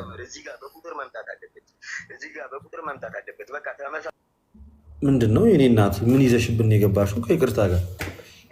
ስለዚህ እኛ የምንሰራው ለምንድን ነው? የኛ ግልጽ መልስ የምንሰራው ለምንድን ነው? መዳናችንን መፈጸም ስላለብን እና መዳናችንን መፈጸማችን የሚያስገኝልን ዋጋ ወይም ደግሞ የምናገኘው ነገር ምንድን ነው? መጀመሪያ መዳናችንን መፈጸም እናለብን እና መዳን ሂደታዊ እንጂ ቅጽበታዊ እንዳልሆነ መጽሐፍ ቅዱስ ይናገራል ወይንስ አይናገርም? እሱን ከመለስን በኋላ ለምንድን ነው የምንሰራው የሚለውን ነገር እንናገራለን። ለምንድን ነው ያንን ነገር የምናደርገው የሚለውን ነገር የግድ ማስረዳት ይኖርብናል። በዚህ በፊልጵስዩስ መልእክቱ ቅዱስ ጳውሎስ በምዕራፍ 2 ከቁጥር 12 ላይ እንደዚህ ብሎ ይናገራል። ሜሪ ስለዚህ ወዳጆች ሆይ ይላል ሁልጊዜ እንደታዘዛችሁ፣ ታላቁ መጽሐፍ ቅዱስ። ስለዚህ ወዳጆች ሁልጊዜ እንደታዘዛችሁ በእናንተ ዘንድ በመኖሬ ብቻ ሳይሆን ይልቁን አሁን ስርቅ በፍርሃትና በመንቀጥቀጥ የየራሳችሁን መዳን ፈጽሙ። ስለዚህ መዳን የየራሳችሁን መዳን አለበት። የየራሳችሁን መዳን ፈጽሙ ብሎ ተናገረ ሐዋርያ ጳውሎስ። ጋይዝ እውነት ክርስቶስ ኢየሱስ አላዳነንም ነበር እንዴ? ወይስ የጌታ የኢየሱስ ክርስቶስ የማዳኑ ስራ በቃ አለቀ? ወይ ደግሞ የጎደለው ነገር ኖሮ ነው እኛ የየራሳችንን በጎደለው መዳን ላይ ምንፈጽም ነው? አይደለም። ገና ከጅምሩ በክርስቶስ ኢየሱስ ያገኘነው የመዳን ወይም ደግሞ ልጅነት መልካም ስራን እየሰራን እንድንሄድ የሚያደርግ ነው። የተጀመረ ነው እንጂ ያለቀ ጉዳይ አይደለም። በእኛ ህይወት ውስጥ ለእኛ ልጅነትን ይሰጠናል። እኛ ደግሞ እግዚአብሔርን በመምሰል ህይወት እንድናደርግ ነው። መዳናችንን መፈጸም እንዳለብን ይነግረናል። ለምንድን ነው መዳናችንን የምንፈጽመው? ዋጋው ምንድን ነው? ምን አይነት ነገር ያሰጣል? ከድነት ጋር ከዘላለም ህይወት ጋር ከእግዚአብሔር መንግስት መውረስ ጋር የሚገናኝ ነገር አለው? ያው በጸጋው ዳንን አይደል? በጸጋው ዳንን ስንል ምን እያለን ነው? በአዳም ምክንያት ከመጣብን ሞት፣ ካጣነው ልጅነት፣ ከመጣብን መራቆት፣ ከወደቅንበት ጨለማ በክርስቶስ ኢየሱስ ተነሳን። ዳግም እድል አገኘን ነው። በቃ ዳግም እድል አገኘ። የወደቀን ሰው አነሳው። ከዛ መራመድ የሱ ድርሻ ነው። ከተነሳ በኋላ ባገኘው ጉልበት ሲራመድ ግን ብቻውን አይደለም። የእግዚአብሔር ጸጋ ግን አይለየውም። ከኛ የሚለይ የእግዚአብሔርን ጸጋ ስላልሆነ የተቀበልነው። ኦኬ ሶ ምን አለ እዚህ ላይ ሐዋርያው ጳውሎስ በዚህ በሮሜ መልእክቱ ምዕራፍ 2 ከቁጥር 6 እስከ 7 ላይ ሲናገር ምን ብሎ ተናገረ? እንዲህ አለ። ኦኬ እርሱ ለእያንዳንዱ እንደ ስራ ያስረክበዋል። በበጎ ስራ በመጽናት ምስጋናና ክብርን የማይጠፋን ህይወት ለሚፈልጉ የዘላለም ህይወት ይሰጣቸዋል አለ። በምን እንዲሰሩት? እሱ ለእያንዳንዱ እንደ ስራ ያስረክበዋል ብሎ ሲነሳ፣ በመጨረሻ ግን ክርስቶስ ኢየሱስ እንደሚገለጥ ለእያንዳንዱም እንደ ስራው ልክ ምን እንዳለ በፍርሃትና በመንቀጥቀጥ የየራሳችሁን መዳን ፈጽሙ። የየራሳችሁን ብሎ እንደተናገረው ጳውሎስ የየራሳችንን መዳን የምንፈጽመው እያንዳንዳችንን እንደ ስራችን ስለሚያስረክበን ነው። በቃ አለቀ። እርሱ እንደ ስራው መጠን ብሎ ስለተናገረ፣ እርሱ ለእያንዳንዱ እንደ ስራው መጠን ያስረክበዋል ብሎ ስለተናገረ፣ እንደ ስራው መጠን ያስረክበዋል ብሎ ስለተናገረ እኛም የምናደርገው ከዚህ አንጻር ነው። ያንን ማድረጉ በበጎ ስራ መጽናቱ ምንድነው ጥቅሙ? የማይጠፋውን ህይወት የሚፈልጉ ይላል የዘላለም ህይወት ይሰጣቸዋል። ሰው በበጎ ስራ ሲጸና ሜሪ የዘላለም ህይወት ይሰጠዋል። እኛ ልጅነትን ካገኘን በኋላ በልጅነት መንፈስ የምንጓዘው የእግዚአብሔር መንግስት ለመውረስ ነው። በመልካም ስራ ጸንተን የእግዚአብሔርን መንግስት ወደ እግዚአብሔር መንግስት ለመግባት ነው። የእግዚአብሔርን መንግስት እንደምንወርስ በእምነት እንነሳና በስራ እንፈጽመዋለን ማለት ነው። ፍጻሜነቱን የሚያገኘው ይህ ነገር በስራ ነው። በስራ ነው። ገላትያ ላይም ይጨምርበታል። በእርግጥ ቅዱስ ጳውሎስ በዚህ ብቻ አያበቃም።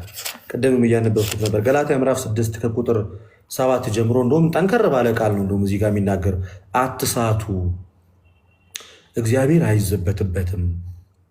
ሰው የሚዘራውን ሁሉ ያንኑ ደግሞ ያጭዳል። ሰው የሚዘራውን ነው የሚያጭደው። ሜሪያውን እዚህ ገብታን ልብ ብለሽ አዳምጪ። የሚዘራውን ነው የሚያጭደው እያለ መጥፎ ነገር የሚዘራ መጥፎ ስንዴ ዘርቶ ሰው ለምሳሌ እንትን አይጠብቅም አይደለ? በቆሎ አይጠብቅም ወይ በቆሎ ዘርቶ ስንዴ አይጠብቅም ወይ ደግሞ እንክርዳድ ዘርቶ መልካም ፍሬን አይጠብቅም። ልክ ኃጢአትን ዘርቶ ሰው ጽድቅ አይጠብቅም። ጽድቅ ዘርቶ ሰው ደግሞ ኃጢአትን አያጭድም። ስለዚህ እዚህ ክፍል ላይ ምን እያለ ነው? አትሳቱ፣ እግዚአብሔር አይዘበትበትም። ሰው የሚዘራውን ሁሉ ያንኑ ደግሞ ያጭዳል። በገዛ ስጋው የሚዘራ ከስጋ መበስበስን ያጭዳል። በገዛ ስጋው የሚዘራ ከስጋ ምንን ያጭዳል?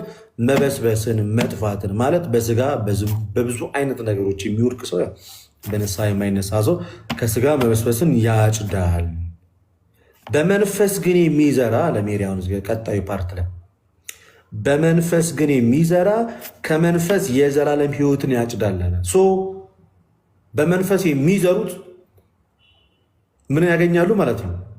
የዘላለም ሕይወትን ያጭዳሉ። የዘላለም ሕይወት የሚታጨድ ነገር ነው፣ የሚሰበሰብ ነገር ነው። ዘርተህ የምትሰበስበው ነገር። መዝራት ማለት ደግሞ ከተቀበልከው መንፈስ አንጻር የምትዘራው ይህ መልካም ዝራ ነው። ስለዚህ ይህንን ነገር ትቀበለዋለህ፣ ታጭደዋለህ። ቀጠላለና ጳውሎስ በጣም ሲያጠነክረው መልካም ስራ ለመስራት አትታክቱ። ለምን? የዘላለም ሕይወትን ስለምታጭዱበት።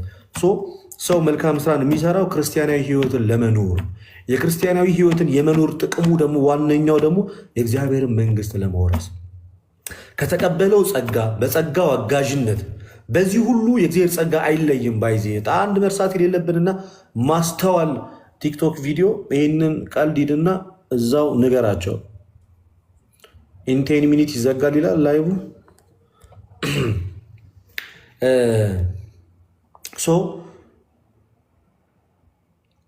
ክርስትና ህይወት ነው። በአጭሩ ህይወት ነው። የምንኖረው ህይወት ነው። ይኖራል። ተግባራዊ ህይወት አለው። በዛ ውስጥ ይፈጸማል። በሚፈጸምበት ሰዓት ላይ ክርስትና ህይወቱን የምታሳየው በእንደነዚህ አይነት መልካም ስራዎች እና አስረግጠ ነገራቸው ከተባለ ጥቅሶች ውስጥ አንዱ ይሄ ነው። ሰው አስረግጦ ሊሰማ ሊነገሩ የሚገባ እና መልካም ስራ የመስራታችን ዋነኛ ፖይንቱና ዋነኛ ጥቅሙ ከምን ጋር የተያዘ ነው ማለት ነው? ከኛው ከራሳችን ከዘላለም ህይወት ጋር የተያያዘ ነው። ወይንም ደግሞ የዘላለም ህይወትን እናጭዳለን። በመጥፎ የሚዘራ ያው ክፋትን ነው የሚያጭደው። ዞሮ ዞሮ ምንም የሚያደርገው ምንም ነገር የሚጠቅመው ወይም ደግሞ ምንም እንትን የሚለው ነገር የለም። ቲቶ 3 ላይ እንደዚህ ይላል። ቲቶ 3:8 ላይ ቲቶ 3:8 እግዚአብሔርን የሚያምኑት ይላል። ለልሽ ሜሪ በእምነት ብቻ እንዳልሆነ ሲያደርግ እግዚአብሔርን የሚያምኑት በመልካም ስራ በጥንቃቄ እንዲጸኑ አለ። በመልካም ስራ በጥንቃቄ እንዲጸኑ እነዚህን አስረግጠ እንድትናገር ፈቅዳለሁ። ምን ብለህ አስረግጠ እንድትናገር ፈቅዳል። ይህ መልካምና ለሰዎች የሚጠቅም ነው። ነገር ግን ሞኝነት ካለው ምርመራና ከትውልዶች ታሪክ ከክርክርም ስለ ሕግም ከሚሆን ጥቁናም እያለ ደግሞ ሌላውን ነገር ያነሷል። ስለዚህ እግዚአብሔርን የሚያምኑት በመልካም ስራ በጥንቃቄ እንዲጸኑ እነዚህን አስረገጠ። የሰው ልጅ በመልካም ስራ በጥንቃቄ የማይጸና ከሆነ ይወድቃል። የሚጸና ከሆነ ደግሞ በመልካም ስራ የዘላለም ሕይወትን ያገኛል። መጨረሻ ላይ እንደዚህ ይላል። መጨረሻ ላይ ከወገኖችም ያሉት ደግሞ ፍሬ ቢሶች ሆነው እንዳይቀሩ የግድ ስለሚያስፈልገው ነገር በመልካም ስራ እንዲጸኑ ይማሩ። ፍሬ ቢሶች ሆነው እንዳይቀሩ የግድ ባይዜ ነሰሰርሊ ያስፈልጋል። መልካም ስራ ፍሬ ቢስ የሆነ ሁሉ የሚጣል የሚቆረጥ ነው። ማቴዎስ ወንጌል ምዕራፍ 3 ቁጥር 10 ላይ እኮ አለ። ያንን ማለት ፍሬ የሌለው ወደ እሳት ውስጥ እንደሚጨምረው ሁሉ የግድ ነሰሰርሊ መልካም ስራ መስራትና ፍሬ ማፍራት ያስፈልግ። አለማፍራትና አለመጽናት ከእግዚአብሔር መንግስት የሚለይ ስለሆነ መልካም ስራ ከመዳናችን ጋር በቀጥታ የተያያዘና የተሰፋ ጉዳይ ግን ልጅነትን ያገኙ ክርስቲያኖች ሲሰሩት ብቻ ነው የዘላለም ሕይወትን የሚያገኙበት። ግልጽ ነው።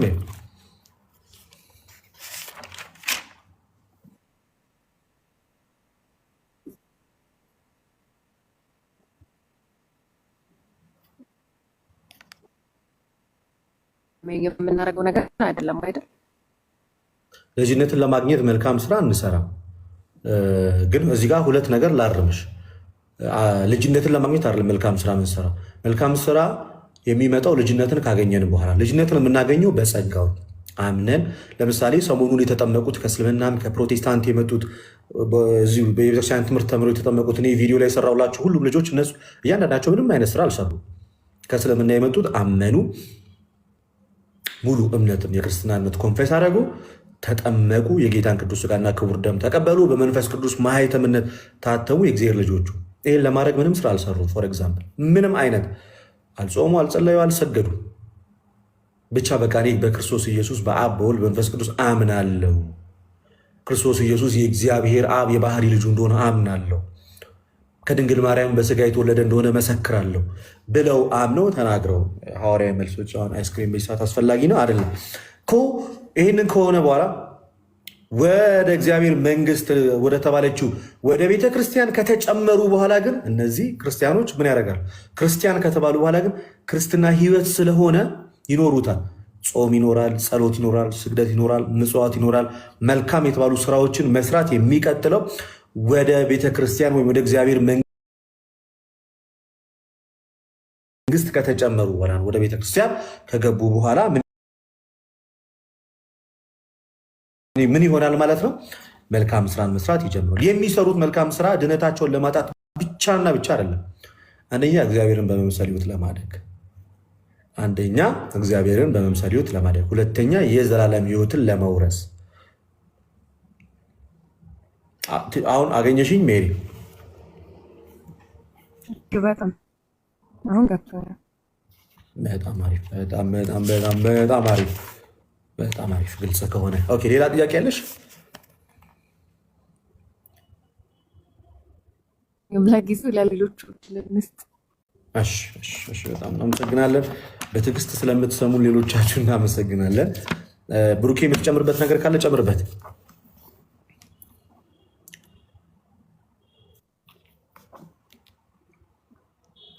የቃሌት ያሰማለት። እኔ ምንም ጨምረው ነገር የለም። ግን ቀደም ምልጃ የተባለው ላይ ይመስለኛል አብዛኛው ሰው ከቃሉ ጋር ይመስለዋል ችግሩና ያው ከቃሉ ጋር እንዳልሆነ ልደትም አብራርቶላችኋል። ምን ማለት ነው የሚለውን ነገር ማለት ነው። ይማልዳል የሚለው ተርም እሱ አይደለም። እሱ መጠቀም ምንም ችግር ሊያመጣ አይችልም ይሆናል። ግን በዚህ ቃል መሰረት የሚተላለፈው ትምህርት ምንድን ነው የሚለው ዋናው ትኩረት ሊሰጠው የሚገባው ማለት ነው። ቅድም ልደት እንዳለውም ክርስቶስ ኢየሱስ አንድ የሰራው የሊቀ ክህነት አገልግሎቱ ለዘላለም ነው። አንድ ጊዜ ለዘላለም አድርጎ ያቆሙታልና ዕብራውያን ለምሳሌ 7 ከቁጥር 26 ላይ ይህን አንድ ጊዜ ፈጽሞ አድርጓልና ይላል።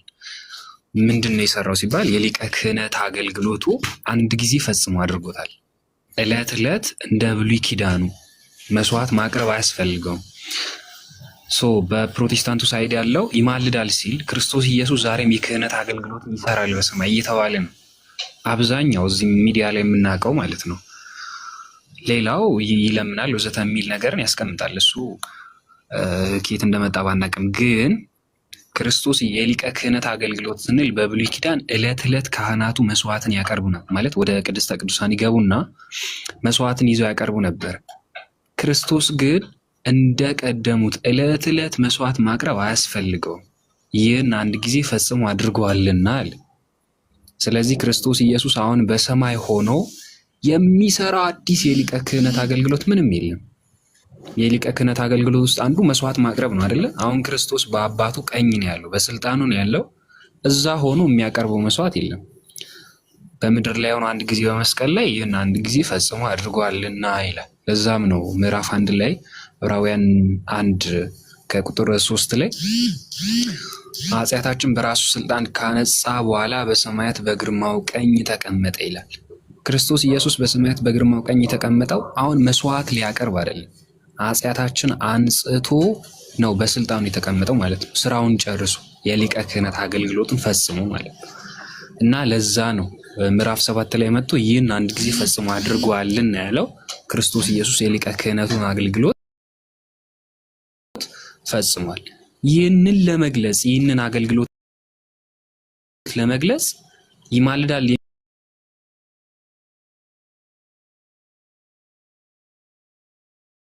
ሴት ከሆነ ችግር ላይኖረው ይችል ይሆናል። ነገር ግን ክርስቶስ ኢየሱስ ይማልዳል ተብሎ ክርስቶስ ዛሬም የሚሰራው ስራ አለ፣ ይለምናል፣ ወዘተ የሚሉ የስህተት ትምህርቶችን ለማስተላለፍ ከሆነ ቤተክርስቲያናችን ይህንን ነው የምትቃወመው ማለት ነው እንጂ ተርሞ አይደለም። ክርስቶስ ዛሬም በእሱ በኩል ወደ እግዚአብሔር የሚመጡትን አንድ ጊዜ በሰራው የሊቀ ክህነት አገልግሎት እርቅን ያገኛሉ፣ ይታረቃሉ፣ ከእግዚአብሔር ጋር የኃጢአት ስርየትን ያገኛሉ። ያ እያለን ነው ማለት ነው። ሌላው ስራ የሚባለው ነገር ደግሞ ሰው የእግዚአብሔር ልጅ ለመሆን ወይም ወደ ቤተ ክርስቲያን ለመጨመር የክርስቶስ አካል ለመሆን የሚሰራው ምንም አይነት አገልግሎት ወይም የሚያደርገው አስተዋጽኦ የለም። እርሱ ምንም የሚሰራው ስራ የለም።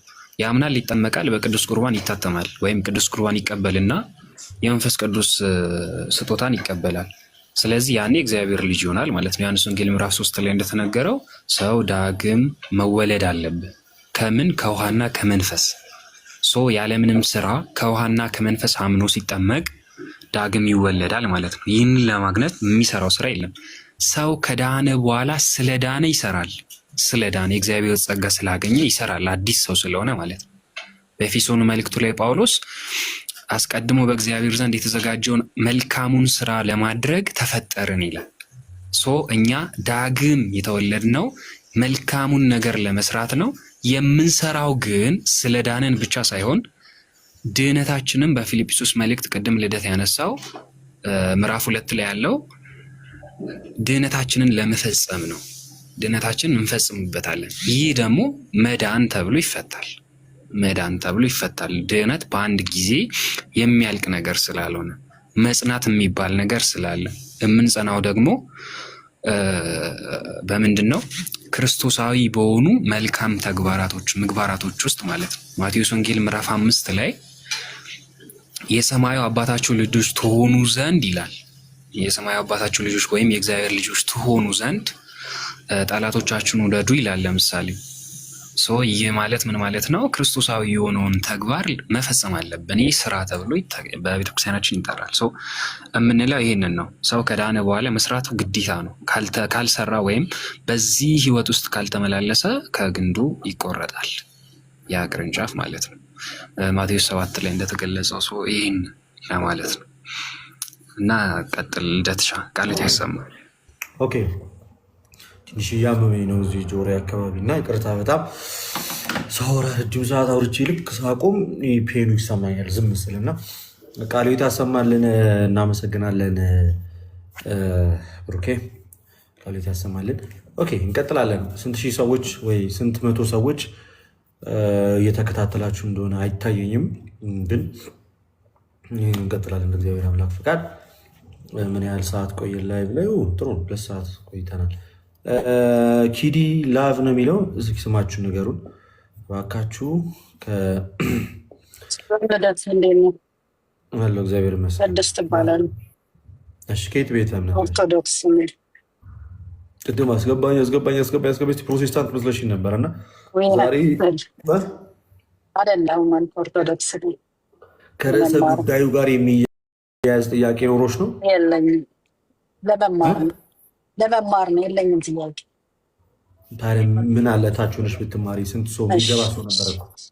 እሺ፣ ጥያቄ የሚጠይቁ ፕሮቴስታንቶች ይኖራሉ እና ታች ሆናችሁ ምንም አይደል። እሺ፣ ተባለ። የኔ ፋሚሊ ነው የሚለው። ማን እንበል? ሰላም ነው ልደት አለው። እግዚአብሔር ይመስገን። ማን ልበል? የኔ ፋሚሊ። ስምሽ ማን ነው? ስሜ ማን ነው? የአንቺ ፋሚሊ አይደለም ማለት ነህ እንዴ? እሺ፣ በኦርቶዶክስ እኔ እንኳን በዚሁ አንድም በእምነት ጉዳይ ነው፣ ሁለትም በሌላ ነገር ነበረ የፈለኩ። በውስጥ ቴክስት አድርጌልሃለሁ፣ አልመለስክልኝም። በውስጥ እናውራና በኋላ ላይ እንትን ትለዋለህ። መጀመሪያ በውስጥ እናውራ። ትምህርታዊ ነገር ነው። እኔ በውስጥ እውነቱን ለመናገር ማውራት አሁን ላይ በጣም ፍጹም ፈቃደኛም አይደለሁም። ለዛም ነው ሜሴጅ ማልመልሰው። ሜሴጅም አልመልስም። ነሰሰርሊ አንዳንድ ጉዳዮች አሉ። ለምሳሌ ወይ መጽሐፍ ቅዱስ ግዢ ወይ እንደዚህ ምናምን ጉዳይ ላይ ካልሆነ በስተቀር አሁን ላይ እውነቱን ለመናገር እነዚህ ምላሾችን በውስጥ አልሰጥም። ግልጽ ጥያቄ ከሆነ ሃይማኖታዊ ጥያቄ ከሆነ ፊት ለፊት ጠይቅኝ። ከንስሐ አባት ጋር ከቤተክርስቲያን ጋር የሚያልቅ ጉዳይ ከሆነ ደግሞ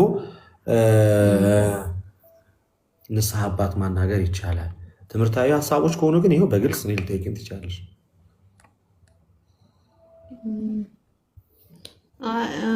በውስጥ ብናወራ ደስ ይለኛል። እኔ ኦርቶዶክስ ነኝ፣ ሌላ ተከታይ አይደለሁም። ኦርቶዶክስ ነኝ። አይኖ ይገባኛል፣ ግን ያን ማድረግ አልችልም። በጣም ከይቅርታ ጋር ይዞል ሪስፔክት። ጥያቄ ከሆነ ግን የትኛውም ጥያቄ እዚህ ይቀበላል። በውስጥ ይሻለኛል። ለምን ብትል ለእኔ እንትኑ ችግሩ የኔ አይደለም የጓደኛዬ ነው እና እንዲወጣ አልፈለግኩም። እሷንም አግኝተናት እኛም አናግረናት ከዛ በኋላ እንትን እንዲል ነው የፈለግኩት፣ ሰላም እንዲሆን።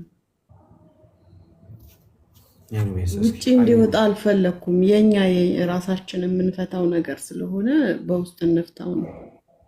ፐርሶናል ነገር ነው እንዴ? አዎ እንደዛ ነገር ነው።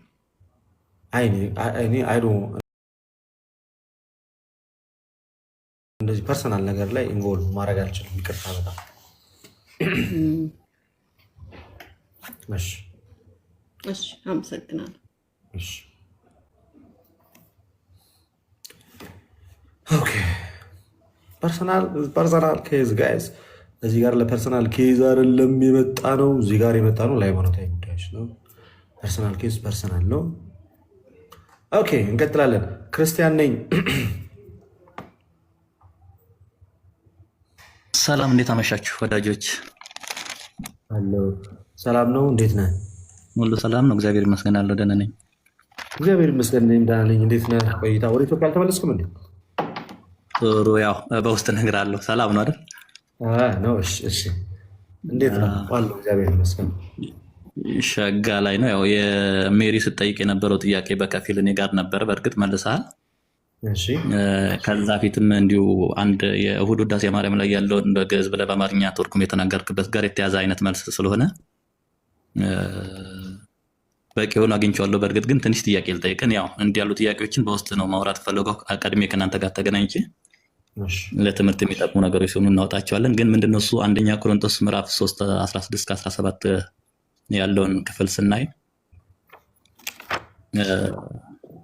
ስጋችሁ ከእግዚአብሔር የተቀበላችሁት የእግዚአብሔር ቤተ መቅደስ እንደሆነ አታውቁ፣ መንፈስ ቅዱስ እንደሚያድርበት እያለ ይናገርና የእግዚአብሔርን ቤተ መቅደስ የሚያፈርስ እሱን እግዚአብሔር ያፈርሰዋል ይናገርና የእግዚአብሔር ቤተ መቅደስ ቅዱስ ነው፣ ያውም እናንተ ናችሁ ይላል።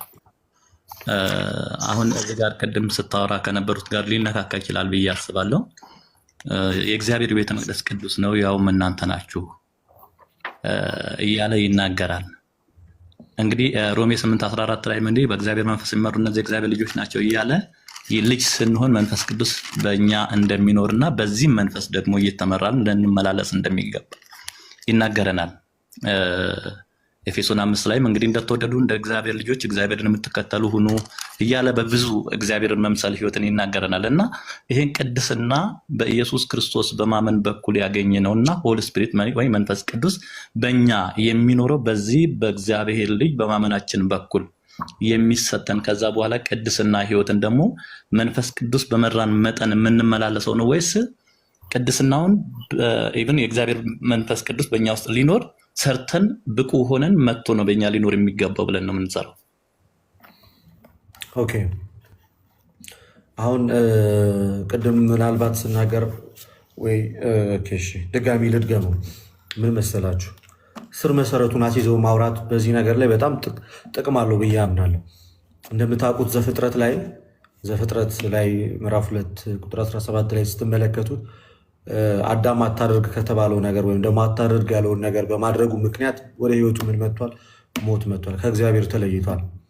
ኦኬ፣ ከእግዚአብሔር ገነትን ከሚያክል ስፍራ እግዚአብሔርን ከሚያክል አባት ተለይቶ ወጥቷል። ኦኬ፣ ሞት ወደ ራሱ ወደ ህይወቱ መጥቷል። አዳም ያጣው ነገር ምንድን ነው? የእግዚአብሔርን ልጅነት ነው። እግዚአብሔርን ልጅነት አጣ። ያንን የእግዚአብሔር ልጅነት አቶ ጠፋ። የእግዚአብሔርን ልጅነቱን የሚመልስለት አንዳችም አካል አልነበረም ከሰው ልጆች።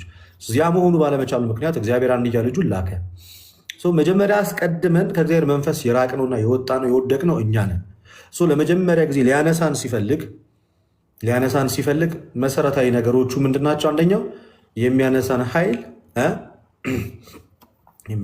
ኃይል ምንጊዜም ከእግዚአብሔር መሆን አለበት። ሰው በራሱ አቅም መነሳት ስላልቻለ፣ ስለዚህ እግዚአብሔር አንድያ ልጁን ላከ። ልጁ ኢየሱስ ክርስቶስ ሞተ፣ ከሙታንም ተለይቶ ተነሳ፣ ወደ ሰማይ ማረገ። እናም እኛ ያንን የክርስቶስ ኢየሱስን በማመን በጥምቀት ምንን አገኘን? የእግዚአብሔር ልጅነትን አገኘን። ግን የእግዚአብሔር ልጅነት አምነን ተጠምቀን እንደገና ደግሞ በመንፈስ ቅዱስም ታድሰን ያገኘን። ይሄ ምን ላይ መሰረት የሚያደርግ ነው? በሰውየው ማመን ላይ መሰረት ያደረገ ነው፣ ወይንም በሰውየው የመዳን ነፃ ፈቃድ ላይ መሰረት ያደረገ ጉዳይ ነው። የሰው ልጆች መንፈስ ቅዱስን በጸጋ ነው የሚቀበሉት። ልብ ብላችሁ አዳምጡኝ። የሰው ልጆች መንፈስ ቅዱስን የሚቀበሉት በጸጋ ነው። አምነው ተጠምቀው የጌታን ቅዱስ ሥጋና ክቡር ደም ተቀብለው በመንፈስ ቅዱስ ሲሞሉ ይህ በጸጋ ነው። ልክ ቲቶ 3:5 ላይ ለአዲስ ልደት በሚሆን መታጠብ በመንፈስ ቅዱስ መታደስ አዳንን እንጂ ከእኛ ስራ አይደለም ማለት ነው። ጴጥሮስ በሐዋርያት ሥራ ምዕራፍ 2 ከቁጥር 38 ላይ ምንድን ነው የሚለው? ንስሐ ግቡ፣ ኃጢአታችሁ የሚሰረይ ዘንድ እያንዳንዳችሁ በኢየሱስ ክርስቶስ ስም ተጠመቁ፣ የመንፈስ ቅዱስንም ስጦታ እንድትቀበሉ አለ። ስለዚህ ይሄ ነገር በጸጋ የምናገኘው ነው። እሱ በጸጋ አምነን ተጠምቀን የእግዚአብሔር መንፈስ ከተሞላና ከተቀበለን በኋላ ያ የተቀበልነው የእግዚአብሔር መንፈስ መልካም ስራ እንድንሰራ ያደርገናል፣ ያግዘናል፣ ይረዳናል። መልካም ስራ የምንሰራው ከመንፈስ ቅዱስ እገዛ አንጻር ነው እንጂ አስቀድሞ እኛ ውስጥ መንፈስ ቅዱስ ሳይኖር መልካም ስራ ሰርተን አይደለም መንፈስ ቅዱስን ወደ ህይወታችን ያመጣል። በክርስቶስ ኢየሱስ በተሰራው የማዳን ስራ ያንን አምነን ልክ ለሐዋርያት መንፈስ ቅዱስን በ50ኛው ቀን እንደላከ እኛም ለቤተክርስቲያን የወረደው ያንን መንፈስ ቅዱስ በጥምቀት ሰዓት ላይ በቅባ ቅዱስ ወይም በቅባ ሜሮኑ እንቀበለዋለን። ሊትራሪ በቤተክርስቲያኖች ውስጥ ያለው ክነት እሱ ስለሆነ ስለዚህ ልክ በመንፈስ ቅዱስ ስንታተም ለቤዛ ቀን የታተማችሁበትን ቅዱሱን መንፈስ አታሳዝኑት እንዳለ ቅዱስ ጳውሎስ ለቤዛ ቀን የታተምንበትን ቅዱሱን መንፈስ ያገኘነው በጸጋ ነው። ስለዚህ ለቤዛ ቀን የታተምንበትን ቅዱሱ መንፈስ ካገኘን በኋላ ያ ቅዱሱ መንፈስ በእኛ ውስጥ ህይወት እንዲዘራ የምናደርገው ደግሞ እኛው ራሳችን ነን። ለምን? የስጋ ስራዎች የተገለጡ ናቸው ከተባሉት ከነዛ ስጋ ስራዎች ተለጥለን የመንፈስ ፍሬዎች ግን ተብሎ የተጠቀሱትን እነዛን ህይወቶች ስንኖር መንፈስ ቅዱስ እኛን እያበዛ በድካማችንም እየረዳን እያገዘ ልክ መንፈስ ልከዚህ በሮሜ መልእክቱ ምዕራፍ 8 ላይ ምን ብሎ ነው የሚናገረው? ምዕራፍ 8 ከቁጥር 26 እስከ 27 ላይ የመንፈስ ቅዱስ እርዳታ ለክርስቲያኖች ምን ያህል እንደሆነ ይናገራል። ለምሳሌ እንዲህ ብሎ ይናገራል።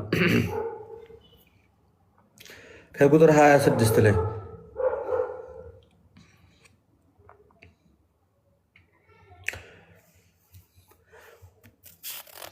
እንዲሁም ደግሞ መንፈስ ድካማችንን ያግዛል።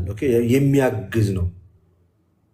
እንዴት እንድንጸልይ እንደሚገባን አናውቅምና፣ ነገር ግን መንፈስ ራሱ በማይናገር መቃተት ይማልድልናል። ልብንም የሚመረምር የመንፈስን ሀሳብ ምን እንደሆነ ያውቃል። እንደ እግዚአብሔር ፍቃድ ስለ ቅዱሳን ይማልዳል። ማለት ይህ የመንፈስ ቅዱስን አሁን እገዛውን ነው የሚያሳይ። ስለዚህ የተቀበልን እግዚአብሔር መንፈስ በምናደርጋቸው በምድር ላይ በምንኖሩ ህይወት ሁሉ ለምሳሌ ሐዋርያት ስብከትን ከመስበካቸው ፊት ያግዛቸው የነበረው መንፈስ ቅዱስ ነው። መንፈስ ቅዱስን ባይቀበሉ ኖሮ በኃይል መስበክ፣ በኃይል በሞት መካከል ማለፍ፣ በሰይፍ መካከል የማለፍን ድፍረትን ተናግሮ የማሳመንን አቅምን አያገኙም ነበር። መንፈስ ቅዱስን ባይቀበሉ ኖሮ መንፈስ ቅዱስን ከተቀበሉና ካገኙ በኋላ ግን እንደነዚህ አይነት ስራዎችን እንዲሰሩ አስችሏቸዋል። ስለዚህ እኛም በእግዚአብሔር ጸጋ የእግዚአብሔር መንፈስ ከተቀበልን በኋላ ማለት ነው ከተቀበልን ከእግዚአብሔር መንፈስ አንጻር መልካም ስራዎችን ስንሰራ የሚያበዛቸው ወይንም ደግሞ ፍሬያማ እንድንሆን የሚያደርገን ራሱ መንፈስ ቅዱስ ነው። አገኘኝ? አግኝቻለሁኝ። እዚህ ገላትያ 5:22 ጋር ያለው ሀሳብ ነው። የመንፈስ ፍሬ ብሎ የሚዘረዝራቸው ሀሳቦችን በእኛ ይታዩ ዘንድ የሚያደርገው ስራውን የሚፈጽመው ራሱ ነው ማለት ነው አይደል? የእኛን ነፃ ፍቃድ ግን ይጠይቃል መንፈስ ቅዱስ። ያለኛ ነፃ ፍቃድ እኛም ያንን መልካም ነገር ለማድረግ ፈቃደኝነታችን ይወስነዋል።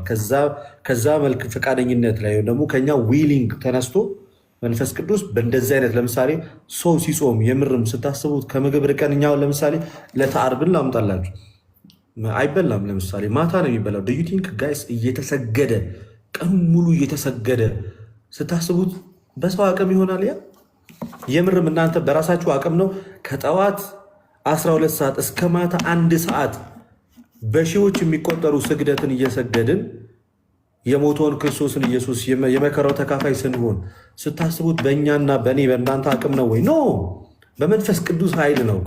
ስለዚህ ያግዛል፣ በጾም ያግዛል፣ ምጽዋት ለመስጠት ያግዛል፣ ልብህን ያራራዋል፣ ደግ ያደርገዋል። ለጸሎት ስትቆም ጉልበትን አቅም ይሆናል፣ ብርታትን ይሰጣል። መንፈስ ቅዱስ አጋንንትን ያሸንፍልሃል።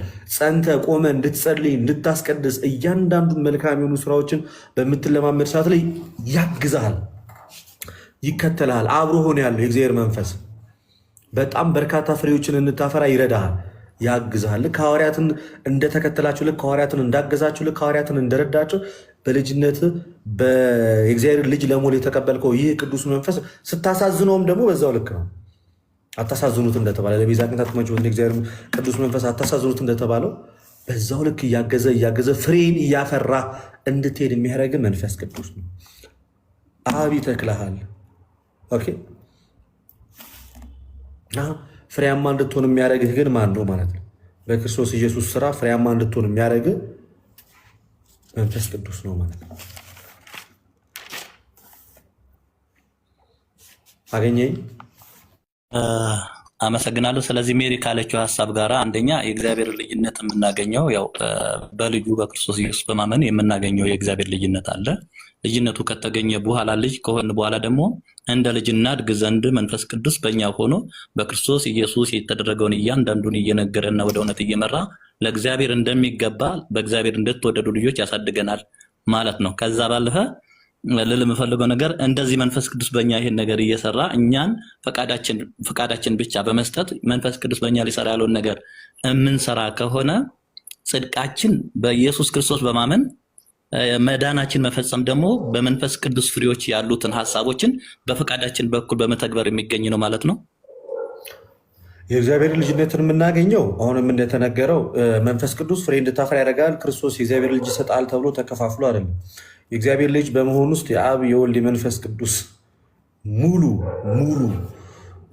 እንትን አለበት። ለምሳሌ አምነህ የምትጠመቀው በአብ በወልድ በመንፈስ ቅዱስ ጭምር ነው። እናም የክርስቶስ ኢየሱስን የመስቀሉን የማዳን ስራ በጸጋ ስታገኝ አምነህ ተጠምቀህ ከቅዱሳት ምስጢራት ተካፍለህ የእግዚአብሔር ልጅ ትሆናል። የእግዚአብሔር ልጅ በምትሆንበት ሰዓት ላይ እንዲህ ብሎ ይናገራል። ለምሳሌ ሮሜ ምዕራፍ 8 ከቁጥር 12 ላይ እንግዲህ ወንድሞች ሆይ ዕዳ አለብን፣ እንደ ስጋ ፈቃድ ግን እንኖር ዘንድ ለስጋ አይደለም። ዕዳ አለብን ይላል ጳውሎስ። ዕዳችን አልተሰረዘም እንዴ ወንድሜ? ተሰርዟል። አልተሰረዘም? ዕዳችን በደንብ ተሰርዟል። ግን እዚህ ጋር ምን አለ? እንግዲህ ወንድሞች ሆይ ዕዳ አለብናል። ምን አይነት ዕዳ ነው ያለብን? ያልተከፈለ ዕዳ አለ እንዴ? ቀጠሌልና ምን እንደሚል ታውቃለህ? እንደ ስጋ ፈቃድ እንኖር ዘንድ ለስጋ አይደለም። ስለዚህ ዕዳው እንደ ስጋ ፈቃድ ለመኖር አይደለም፣ እንደ መንፈስ ለመኖር። እንደ መንፈስ ለመኖር ደግሞ የስጋን ፈቃድ ማሸነፍ ይጠይቃል። የስጋን ፈቃድ ለማሸነፍ ደግሞ መንፈስ ቅዱስ ያስፈልጋል። እና አንተ ከነዛ ከስጋ ፍላጎቶች መራቅ። መልካም ስራ ምንድነው? ይሄን ነው። ከዛስ እንኖር ዘንድ እንደ ስጋ ፈቃድ ግን እንኖር ዘንድ ለስጋ አይደለም።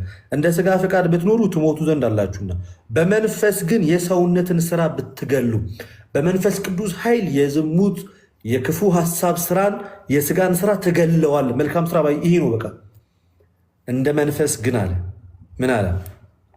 የሰውነትን ስራ ብትገድሉ አለ በህይወት ትኖራላችሁ። በእግዚአብሔር መንፈስ የሚመሩ ሁሉ እነዚህን የእግዚአብሔር ልጆች ናቸውና። አባ አባት ብለን የምንጮህበትን የልጅነትን መንፈስ ተቀበላችሁ እንጂ እንደገና ለፍርሃት ለባርነት መንፈስ አልተቀበላችሁምና የእግዚአብሔር ልጆች መሆናችን ያ መንፈስ ራሱ ከመንፈሳችን ጋር ይመሰክራል። ሃው እንዴት? በመልካም ስራ ስትገለጥ ነው ባይዚ ምስክርነቱ። ለዛ የእግዚአብሔር ልጅ መሆን እና ደግሞ ድህነትን እየፈጸምክ እንደሆነ እና የስጋ ስራዎችን እንደገደልካቸው በምን ይታወቃል ታዲያ? እና የስጋን ስራ ካልገለጥክ ደግሞ እንዴት በህይወት ትኖራለህ? ለዛ ክርስትና ህይወት ነው። በህይወት የምትኖረው ደግሞ በመንፈስ ቅዱስ አጋዥነት አንተ ራስህ የስጋን ስራ ስትገለው ነው። የእግዚአብሔር ልጅ በመሆን ውስጥ የመንፈስ ቅዱስ ድርሻ በጣም ወሳኝ ነገር ነው። ልክ ለአዲስ ልደት በሚሆን መታጠብ፣ በመንፈስ ቅዱስ መታደስ ካልታደስክ የእግዚአብሔር ልጅ መሆን አዲስ ህይወት ማግኘት አትችልም። ይችስ የጸጋው ድነት ማለት ነው።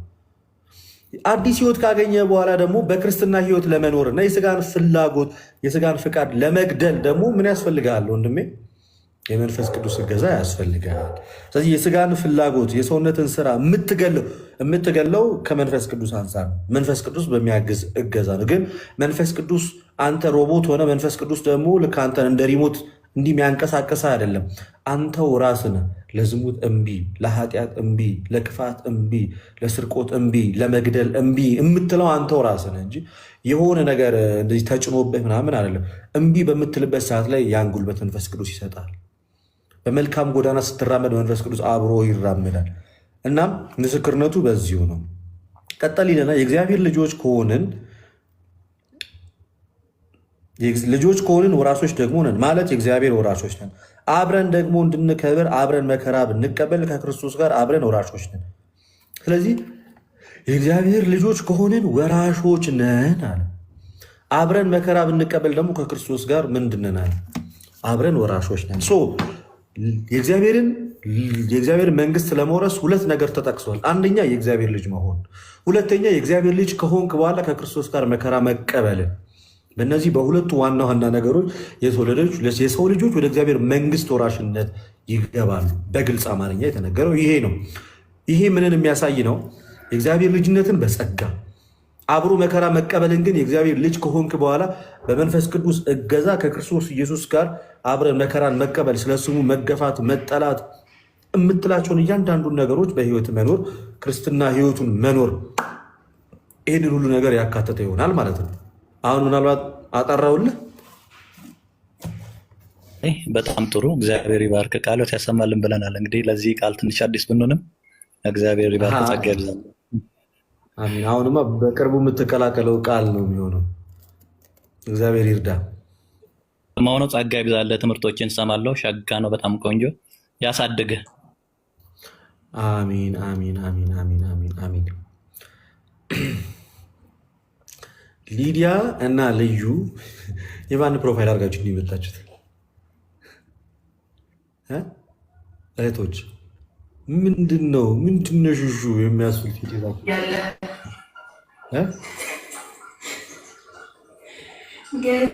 ልደት ሸበደድ ብቆ ነው ፎቶ ልጅ እያለ ነበር። ፎቶ አውጥተው ነው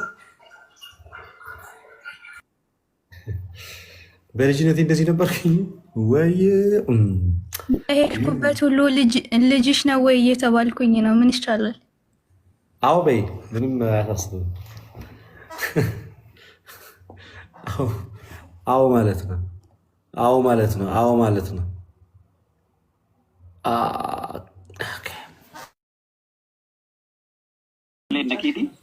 ምንድን ነበር? በመጀመሪያ ደረጃ ጠበቃና የህግ አማካሪ አያለው ቢታኔ እንኳን ደህና መጣ። ሰላም ነው ወይ? እንደገባ ልደትሻ እንዴት ነህ? እግዚአብሔር ይመስገን፣ ሁሉ ሰላም። እግዚአብሔር ይመስገን። ሰላም ነህ አለኝ አለው። አማን ነው፣ ሁሉ ሰላም። እንዴት ነህ? ትበረታለህ? ክብር ለድንግል ልጅ። እንዴት ነህ አንተ? አሚን አሚን አለው አለም። ፓሪስን ለብሰህ ነው ዛሬ የገባኸው? ያ እንዴ ተከታላቁ ሀገር ፓሪስ ኤፍል ታወርን የሚያስጎበኝህ ጠፋ እንዴ? አንድ ቀን ላከኝ ብዬ እኔ ሜዳ አይቀርም። አይ በቃ እዚህ ውስጥ አሁን እኮ ስንት ነው 700 ምናምን ሰው አለለ። እስቲ እንደው ምን ጠይቃቸው ኤፍል ታወርን አስጎብኙት እስቲ ልደትሻን። ይሄን ሁሉ እየደከመ እየጣረ እዚያም ሄዶ መጽሐፍ ቅዱስን ይሸለም። ድንበር ተሻጋሪ እንዲሆንማ ሙከራ እያደረኩ ነው። መጽሐፍ ቅዱስ ማለት የሚሰማኝ እንጂ ቆይ አንድ ቱር ትራቨል ኤጀንሲዎችን እናናግራ። ይሄ በጣም የተቀደሰ ሀሳብ እና ሰላም ብያለሁ። እንኳን ደህና መጣ። ይመስገን። ቴንኪው በጣም። እስቲ አውሩ የሆነሽ እንትን ላይ ነኝ እመለሳለሁ። አንድ የተወሰነች ደቂቃ በኋላ። እሺ እሺ እሺ። ሊያ አሁን ማይክሽን ኦን ማድረግ ትችያለሽ። የህግ ባለሙያ ቅድሚያ መስጠት ስላለብን ነው። ሊያ ሰላም ሰላም። እግዚአብሔር የተመሰገነ ይሁን። እሺ ከየት ቤተ እምነት ነሽ? ኦኬ ከፕሮቴስታንት። ከፕሮቴስታንት። እሺ ምንድነው ጥያቄሽ? ኦኬ ስለ አስተምሯቸው መጠየቅ ይቻላል? ይቻላል። ኦኬ እሺ እናንተ ጋር እንዴት ነው የእግዚአብሔር ልጅ መሆን የሚቻለው በእናንተ አስተምሮ? ዋት ወንደርፉል ኩዌስችን። ምን አይነት እኛ እኮ በቃ እንዲጠይቁን እኮ ነው የምንለው። በቃ በጣም እጅግ መሰረታዊ የሆነ ነገር እንዴት ነው እስኪ በኦርቶዶክስ ቤተክርስቲያን የሰው ልጆች እንዴት ነው የእግዚአብሔር ልጅ የሚሆኑት? በጣም በቃ ማለት እንደዚህ አይነት ጥያቄ ነው በቃ ማለት እኛ ከእናንተ በቃ የምንፈልገው እጅግም ወሳኝ ነገር በጣም ደስ የሚል ነው። በእኛ ወይም ደግሞ በክርስቶስ ኢየሱስ ቤተክርስቲያን በጌታ ቤተክርስቲያን ውስጥ የጌታ ልጅ ለመሆን የእግዚአብሔር ልጅ ለመሆን አንደኛ ማመን፣ ከዛ አምኖ መጠመቅ እና የጌታን ቅዱስ ሥጋና ክቡር ደም ተቀብሎ በመንፈስ ቅዱስ መታተም የእግዚአብሔር ልጅ እንድንሆን ያደርጋል። ልደት መጽሐፍ ቅዱስ ማስረጃ አለ ወይ? አዎ። ዮሐንስ ወንጌል 3:5 ላይ እውነት ነው እልሃለሁ ሰው ከውሃና ከመንፈስ ካልተወለደ በስተቀር ወደ እግዚአብሔር መንግስት አይገባም፣ ድጋሚ ልትወለዱ ያስፈልጋችኋል ብሎ ይናገራል። እግዚአብሔር ልጅነት ለማግኘት የሰው ልጆች ከውሃና ከመንፈስ መወለድ አለባቸው። አዲስ ህይወትን ለማግኘት በዚህ በሮሜ ምዕራፍ 6 ከቁጥር 3 እስከ 4 ድረስ ባለው ቃልም ለአዲስ ልደት በአዲስ ህይወት እንድንመላለስ ከሞቱ ጋር አንድ እንሆን ዘንድ በጥምቀት ከእርሱ ጋር እንደተቀበርን ጭምር ይነግረናል። ስለዚህ ማመን የእግዚአብሔር ልጅ ለመሆን መጠመቅ እናም የጌታን ቅዱስ ሥጋና ክቡር ደሙን መቀበል በመንፈስ ቅዱስ ታትመን እንዲያው በጸጋ ያለ ስራችን የእግዚአብሔር ልጅ መሆን እንችላለን። ዮሐንስ 3:5 የሚናገረው ይህንን ነው። ዮሐንስ 6:50 ጀምሮ ከሰማይ የወረድኩ የህይወት እንጀራ እኔ ነኝ፣ ለዓለምም እንጀራነት የምሰጠው ሥጋዬን ነው፣ ሥጋዬን የሚበላ ደሜንም የሚጠጣ የዘላለም ህይወት አለው እያለ እንደተናገረ በዚህ መንገድ የሰው ልጆች የእግዚአብሔር ልጅ መሆን ይችላሉ በጸጋ። ግልጽ ነው ሊያ? አዎ ግልጽ ነው። አንድ በአንድ ታስረዳኛለህ? እንጠይቅህ። ኦኬ እሺ እምነት የሚለውን ቀድማ አስረዳኝና ከዛ ደግሞ ጥምቀት እንዴት ነው ምንድን ነው? እምነት የሚለውን ላስረዳሽ። ማመን ማለት ማመን በእግዚአብሔር ማመን፣ ምን ብሎ ማመን፣ እንዴት ብሎ ማመን የሚሉትን ነገሮች ሐዋርያት ሥራ ላይ ወስጄ ላስረዳሽ። እምነት ማለት በአምላካችን ላይ ያለን እምነት የሚታይ የሚጨበጥ የሚዳሰስ ነገር ሳይሆን በአንደበታችን መስክረን በልቦናችን አምነን የምንሰጠው ያ እምነታችን እምነት ተብሎ ይወሰዳል። እና እንዴት ብለንስ እናምናለን የሚለውን ነገር ሐዋርያት ሥራ ምዕራፍ 8 ላይ እንደዚህ ብሎ ያስቀምጥልናል። ሐዋርያት ሥራ ምዕራፍ 8 ከቁጥር 31 ጀምሮ የእግዚአብሔር ቃል ሲናገር እንደዚህ ይላል። የጃንደረባውን ታሪክ ልንገርሽ። ጃንደረባውም ለፊልጶስ መልሶ እባክህ ነቢዩን ስለማን ይናገራል? ስለ ራሱ ነው ወይንስ ስለሌላ? ፊልጶስም አፉን ከፈተ፣ ከዚህ መጽሐፍ ጀምሮ ስለ ኢየሱስ ወንጌል ሰበከለት። ስለማ? ስለ ኢየሱስ። ስለዚህ እኔም ዛሬ እህቴ ለአንቺ የምሰብክልሽ ስለ ኢየሱስ ወንጌል ነው። ከዛ ምን አለ? ሰበከለት። በመንገድም ሲሄዱ ወደ ውሃ ደረሱ። ጃንደረባውም እንሆ ውሃ እንዳልጠመቅ የሚከለክል ምንድን ነው? ፊልጶስም በፍጹም ልብ ብታምን ተፈቅዶልሃል አለ። በፍጹም ልብ ብታምን ተፈቅዶልሃል አለው። ከዛስ መልሶም ኢየሱስ ክርስቶስ የእግዚአብሔር ልጅ እንደሆነ አምናለሁ። በአጭሩ ማመን ማለት በዚህ በጸሎተ ሃይማኖት ላይ የተጻፈውን እምነት ሙሉ ለሙሉ ማመን። ምን ብሎ? ሰማይና ምድርን በፈጠረ በእግዚአብሔር አብ አምናለሁ፣ በአብ ብቸኛ ተቀዳሚ ተከታይ በሌለው ከብርሃን የተገኘ ብርሃን ከእውነተኛ አምላክ የተወለደ እውነተኛ አምላክ የተወለደ እንጂ ያልተፈጠረ በባህሪው ከአብ ጋር የሚተካከል በክርስቶስ ኢየሱስ አምናለሁ። ከሰማይ እንደወረደ ከድንግል ማርያም እንደተወለደ በጴንጤኖ በጲላጦስ ዘመን እንደተሰቀለ መከራን እንደተቀበለ እንደሞተ ሞቶም እንደተነሳ በ40ኛው ቀንም ወደ ሰማይ እንዳረገ እናም ደግሞ ከአብ ብቻ በሚሰርጽ በመንፈስ ቅዱስ አምናለሁ። ለኃጢአት ስርየት በሚሆን ጥምቀት አምናለሁ። የክርስቶስ ኢየሱስ ቅዱስ ሥጋና ክቡር ደም ይሰጣል ብዬ አምናለሁ። ዳግመኛ በሚመጣው በክርስቶስ ኢየሱስ አምናለሁ ብሎ ይህንን ነገር አምኖ መግለጽ መቻል አለበት። እምነቱ ማለት ክርስቶስ ኢየሱስ የገለጠውን እውነተኛውን ትምህርት ማመንና ትክክለኛውን የሐዋርያትን ትምህርት መያዝ ይሄ እምነት ብለን እንወስደዋለን። ስለዚህ ይህንን ሲያምን ሰው ወደ ጥምቀት ይሄዳል ማለት ይጠመቃል። ኦኬ። በኢየሱስ ክርስቶስን ማወቅ እና ማመን ኢየሱስ ክርስቶስ ብቻ አለ ባጭሩ ስላሴ። ኦኬ። እሺ ጥምቀት መጽሐፍ ቅዱስ ምንድነው? ስለምን ያስተምራል? ማለቴ መጥምቅ አለ። ኦኬ። እሺ ስለ ጥምቀት አስረዳኝ። መጽሐፍ ቅዱስ ስለ ጥምቀት ምን ብሎ ያስተምራል መሰለሽ የኔ እህት? ጥምቀት ማለት ባጭሩ ወደ ውሃ ውስጥ ዘፍቆ መግባት እና እንደዛ በማድረግ ምንድን ነው የምናገኘው ስንል ጌታ ኢየሱስ ምን ብሎ አዘዘ? በማቴዎስ ወንጌል ምዕራፍ 28 ቁጥር 19 እስከ 20 እንግዲህ ሂዱና አለ አሕዛብን ሁሉ በአብ በወልድ በመንፈስ ቅዱስም እያጠመቃችሁ ደቀ መዛሙርት አድርጓቸዋል። ጥምቀት በአጭሩ ከክርስቶስ ኢየሱስ ሞትና ትንሣኤ ጋር አንድ የምንሆንበት፣ ድህነትን የምናገኝበት፣ ክርስቶስን የምንለብስበት፣ ከጨለማ ወደ ብርሃን ከአሮጌነት መታደስን የምናገኝበት ነው። ማርቆስ ወንጌል ምዕራፍ 16 ከቁጥር 16 ላይ ጥምቀት ለመዳን እንደሆነ ሲናገር ያመነ የተጠመቀም ይድናል ይላል። ይህ ሰው አምኖ በሚጠመቅበት ሰዓት ላይ ድህነትን ያገኛል። ሰው አምኖ በሚጠመቅበት ሰዓት ላይ የኃጢአት ስርየትን ያገኛል። ሐዋርያት ሥራ ምዕራፍ 22 ከቁጥር 16 ላይ አሁንስ ለምን ትዘገያለህ? ስሙን እየጠራህ ተጠመቅ ከኃጢአትህም ታጠብ ብሎ ያስቀምጣል። አሁንስ ምን እያልክ?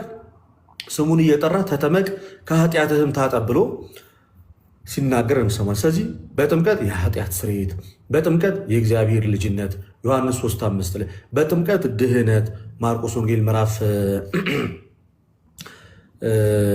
16 ከቁጥር 16። እንደገና ደግሞ በጥምቀት ክርስቶስ ኢየሱስን እንለብሰዋለን። መጀመሪያ አሮጌው ሰው አዳምን ነበር የለበስነው ከእናትና ከአባታችን ስንወለድ። በክርስቶስ ኢየሱስ አምነን በምንጠመቅበት ሰዓት ላይ ግን ክርስቶስ ኢየሱስን እንለብሰዋለን።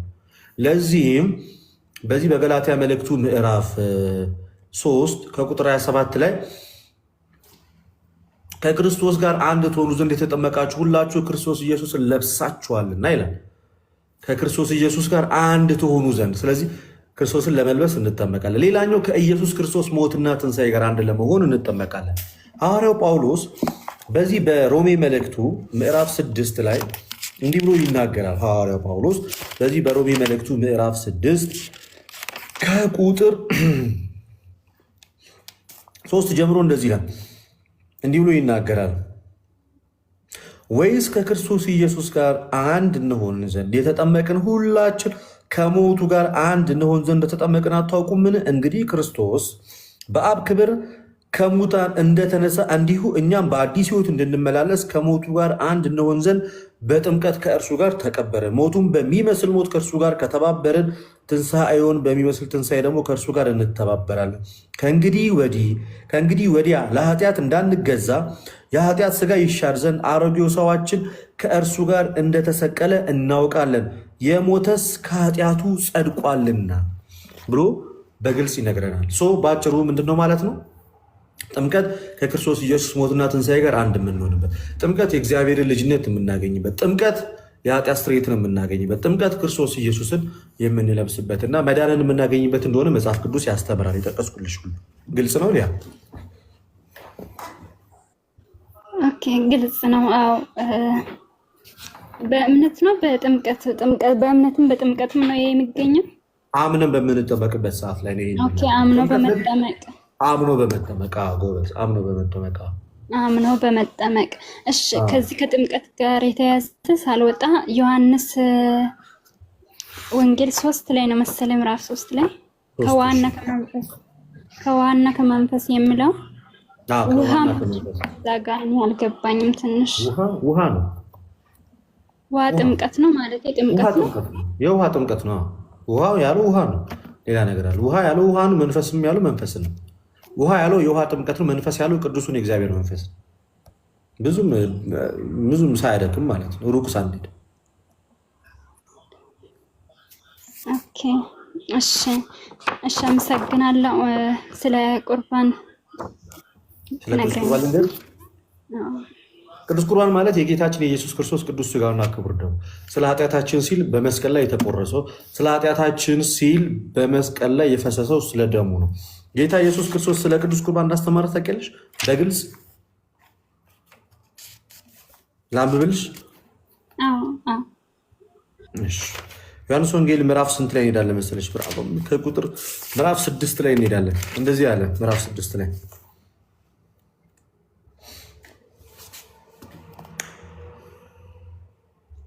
ከፍ አለና ጌታችን ኢየሱስ ክርስቶስ ሲናገር እንደዚህ ብሎ ይናገራል።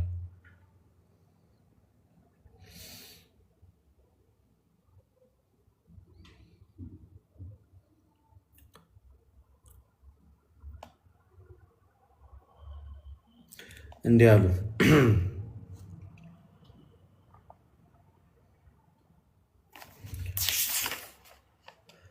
ኦኬ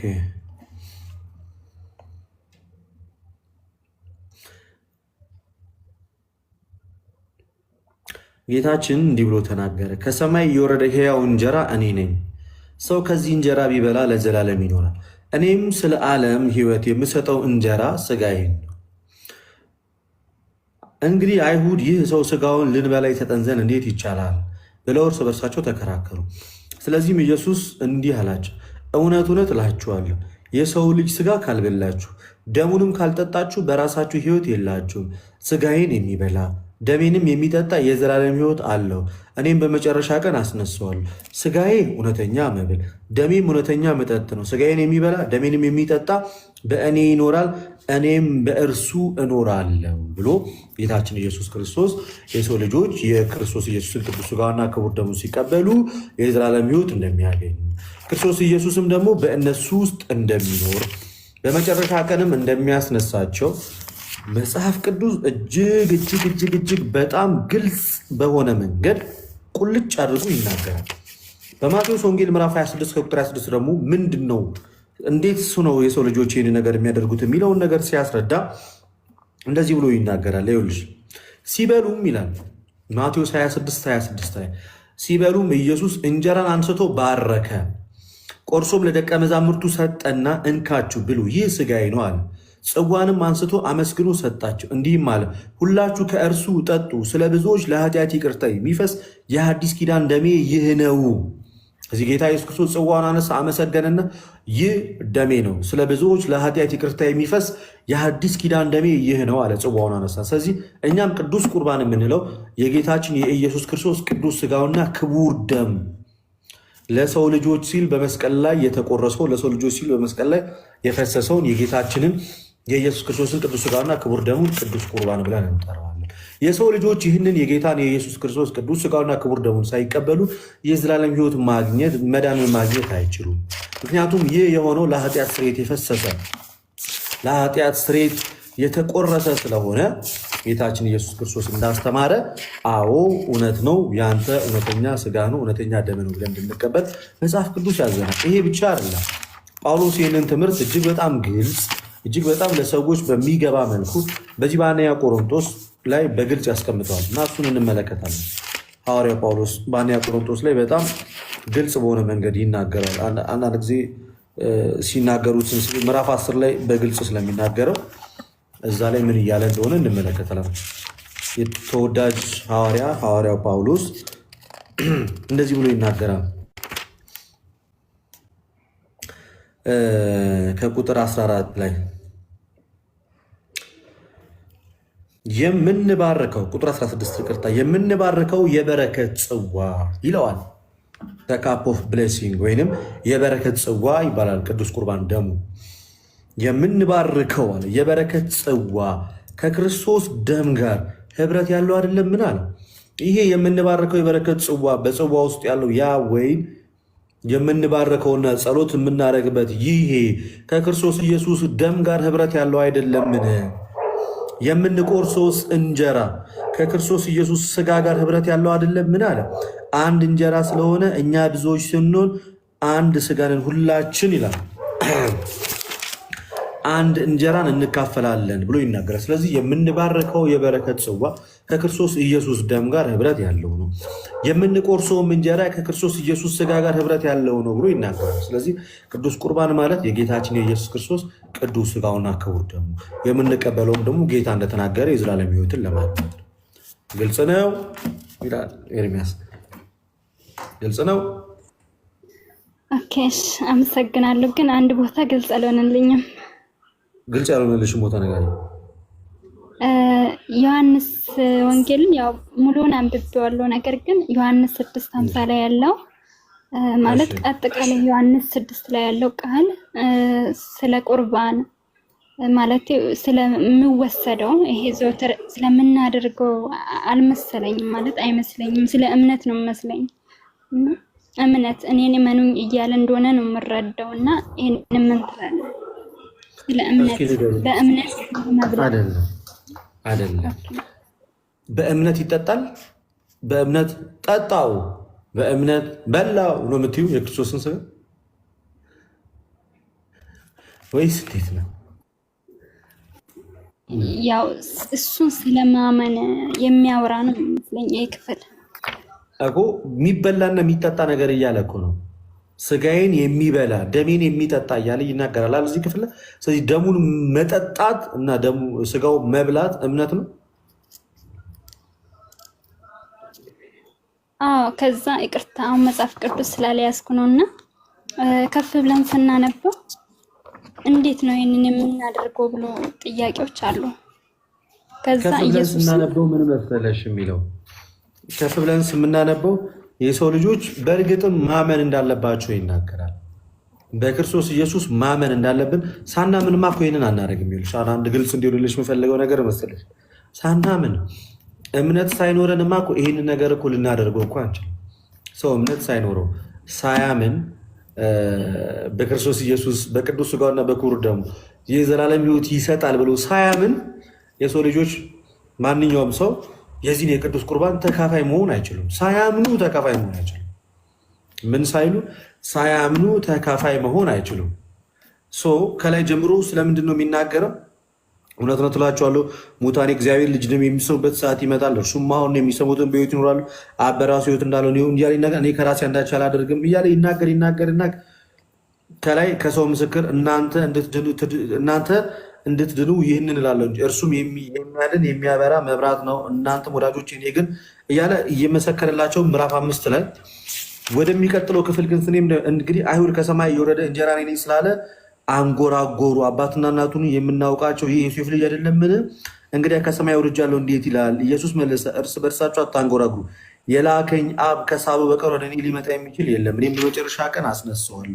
ሁሉ ከእግዚአብሔር የተማሩ ይሆናሉ ተብሎ በነቢያት ተጽፏል። እንግዲህ ከአብ የሰማ የተማረ ሁሉ ወደ እኔ ይመጣል። አብን ያየ ማንም የለም ከእግዚአብሔር ከሆነ በቀር እርሱ አብን አይቷል። እውነት እላችኋለሁ በእኔ የሚያምን የዘላለም ሕይወት አለው። የሕይወት እንጀራ እኔ ነኝ። አባቶቻችሁ እያለ በክርስቶስ ኢየሱስ ማመን እኮ የዘላለም ሕይወትን እኮ ያሰጣል።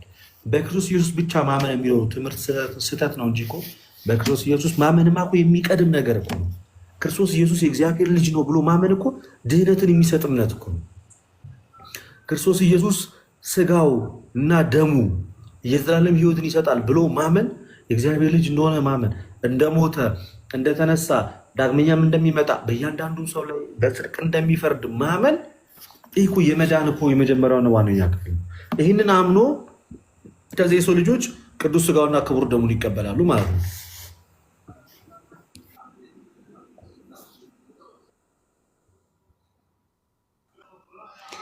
ኦኬ እሺ፣ አመሰግናለሁ። ያንን ክፍል ደጋግሜ ለማጥናት ሞክራለሁ። ኦኬ ይቅርታ፣ ከዚህ ወጣ ያለ ጥያቄ ልጠይቅ? ለምሳሌ ማለት እዚሁ ማለት ነው ከቁርባን ጋር የተያዘ ዘርአ ህዌ ይላል። ከባድ ሚዛን። አዎ ጠይቂ። ለህፃናት መስጠት ይቻላል? ለህፃናት የሚከለክል ቦታ አለ? ኖ ማለት ጥያቄ ያው ይቻላል ወይ አይቻልም? ይቻላል። ምክንያቱም ይቻላል። የትኛውም ቦታ ላይ በእድሜ ገደብ ያስቀመጠው አንዳችም ነገር የለም።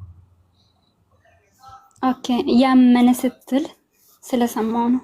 ያመነ ሰው ስትል ያመኑትም ይቀበላሉ፣ ህፃናትን በእናትና በአባታቸው እምነት ይቀበላሉ። ይህ ምንም የሚጠመቁት ህፃናት ጥምቀትን ይጠመቁ የለ እንዲ። ለምሳሌ ምን ይላል መሰለሽ ሐዋርያት ሥራ ምዕራፍ 2 ላይ እንደዚህ ይላል፣ የተስፋው ቃል ለእናንተም ለልጆቻችሁም ነው ይላል። አንብበሽዋል እሱን ክፍል ከዚህ? አዎ አንብቤዋለሁ።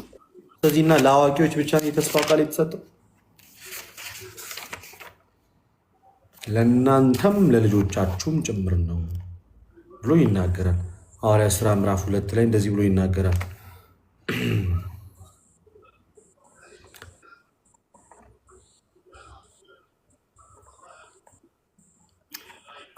ይኸው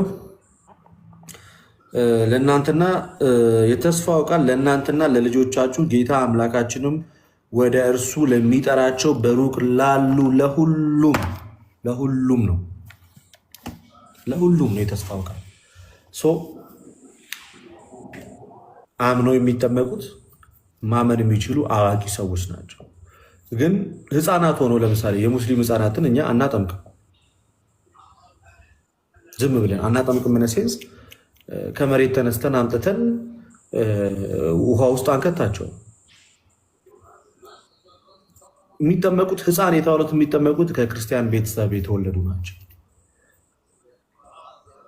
ኢቨን ህፃኑ ሲጠመቅ እልሻለሁ፣ ቪዲዮ ለቀቄላችሁ ነበር ካያችሁ ከዚህ በፊት እጁን ይዘውና ዲያቆኑ ልክ አዋቂዎች የሚያምኑትን እምነት የህፃኑን ጣት ይዞ ይመሰክራል። ያንን የሚያደርግበት ዋነኛ ምክንያት ምንድን ነው? ወላጅ እናቱ እና ወላጅ አባቱ ክርስቲያን ስለሆኑ እና ከክርስቲያን ቤተሰብ ስለመጣ በእናትና በአባቱ እምነት ያ ህፃን ልጅ ዲያቆኑ አንደበትና ምስክርነት ሆኖት ይጠመቃል። ይህን ያህል የኢትዮጵያ ኦርቶዶክስ ተዋሕዶ ቤተክርስቲያን እምነት በሚለው ዙሪያ ላይ አጽንኦት ሰጥታ እንደምትሰራ የመጀመሪያው ማሳያ ይሄ ነው። በቅዱስ ቁርባን ደረጃም ህፃናት ተከልክለዋል፣ ህፃናት መውሰድ አይችሉም ብሎ የክርስቲያን ቤተሰቦች እና ጥምቀትን የወሰዱ ህፃናት የጌታን ቅዱስ ሥጋና ክቡር ደም አይቀበሉም ብሎ የጻፈም ያስተማረም በአጭሩ የለም ማለት ነው። ኦኬ እሺ፣ አመሰግናለሁ። አንድ ጥያቄ ልጨምር፣ የመጨረሻ። እሺ ጨምሪ። ኦኬ ይሄኛውን ጨርሻለሁ፣ ግን አሁን ከአስተምሮ ውጭ በመጽሐፍ ቅዱስ ላይ ማለት ነው። እሺ አንድ ሰው ማለት እናንተን ብቻ ሳይሆን ሁሉንም የሚመለከት ማለት ነው። አንድ ሰው አንድን እምነት አምኖ ነገር ግን ስለዛ እምነት በቂ ግንዛቤ ባይኖረው ስለ ድነቱ እንዴት ነው ድነት ሊያጣ ይችላል? በቂ ግንዛቤ ባይኖረው ማለት ነው። ልታስረዳኝ ደስ ይላል። አንድ ሰው እኮ ድነቱን ካላወቀማ እኮ አንደኛ መልካም ስራ መስራት አይችልም ማለት የጽድቅ መንገድን ካላወቀው መልካም ስራ የእግዚአብሔርን ቃል ወንጌሉ እውነቱ ከሌለ አንደኛ በውስጡ ፍርሃ እግዚአብሔር አይኖርም፣ የጽድቅን ጎዳናና መንገዱን አያውቀውም። ስለዚህ ልክ መሪውን እንደ ሳተ መኪና እየተንገዳገደ ነው የሚሄደው። እንደዛ ከሆነ ደግሞ ይጋጫል። ግን ጠንቅቆ የሚያውቅ ከሆነ በእምነቱ ይበረታል፣ ይጸናል፣ ድነቱን አስጠብቆ ይቀጥላል።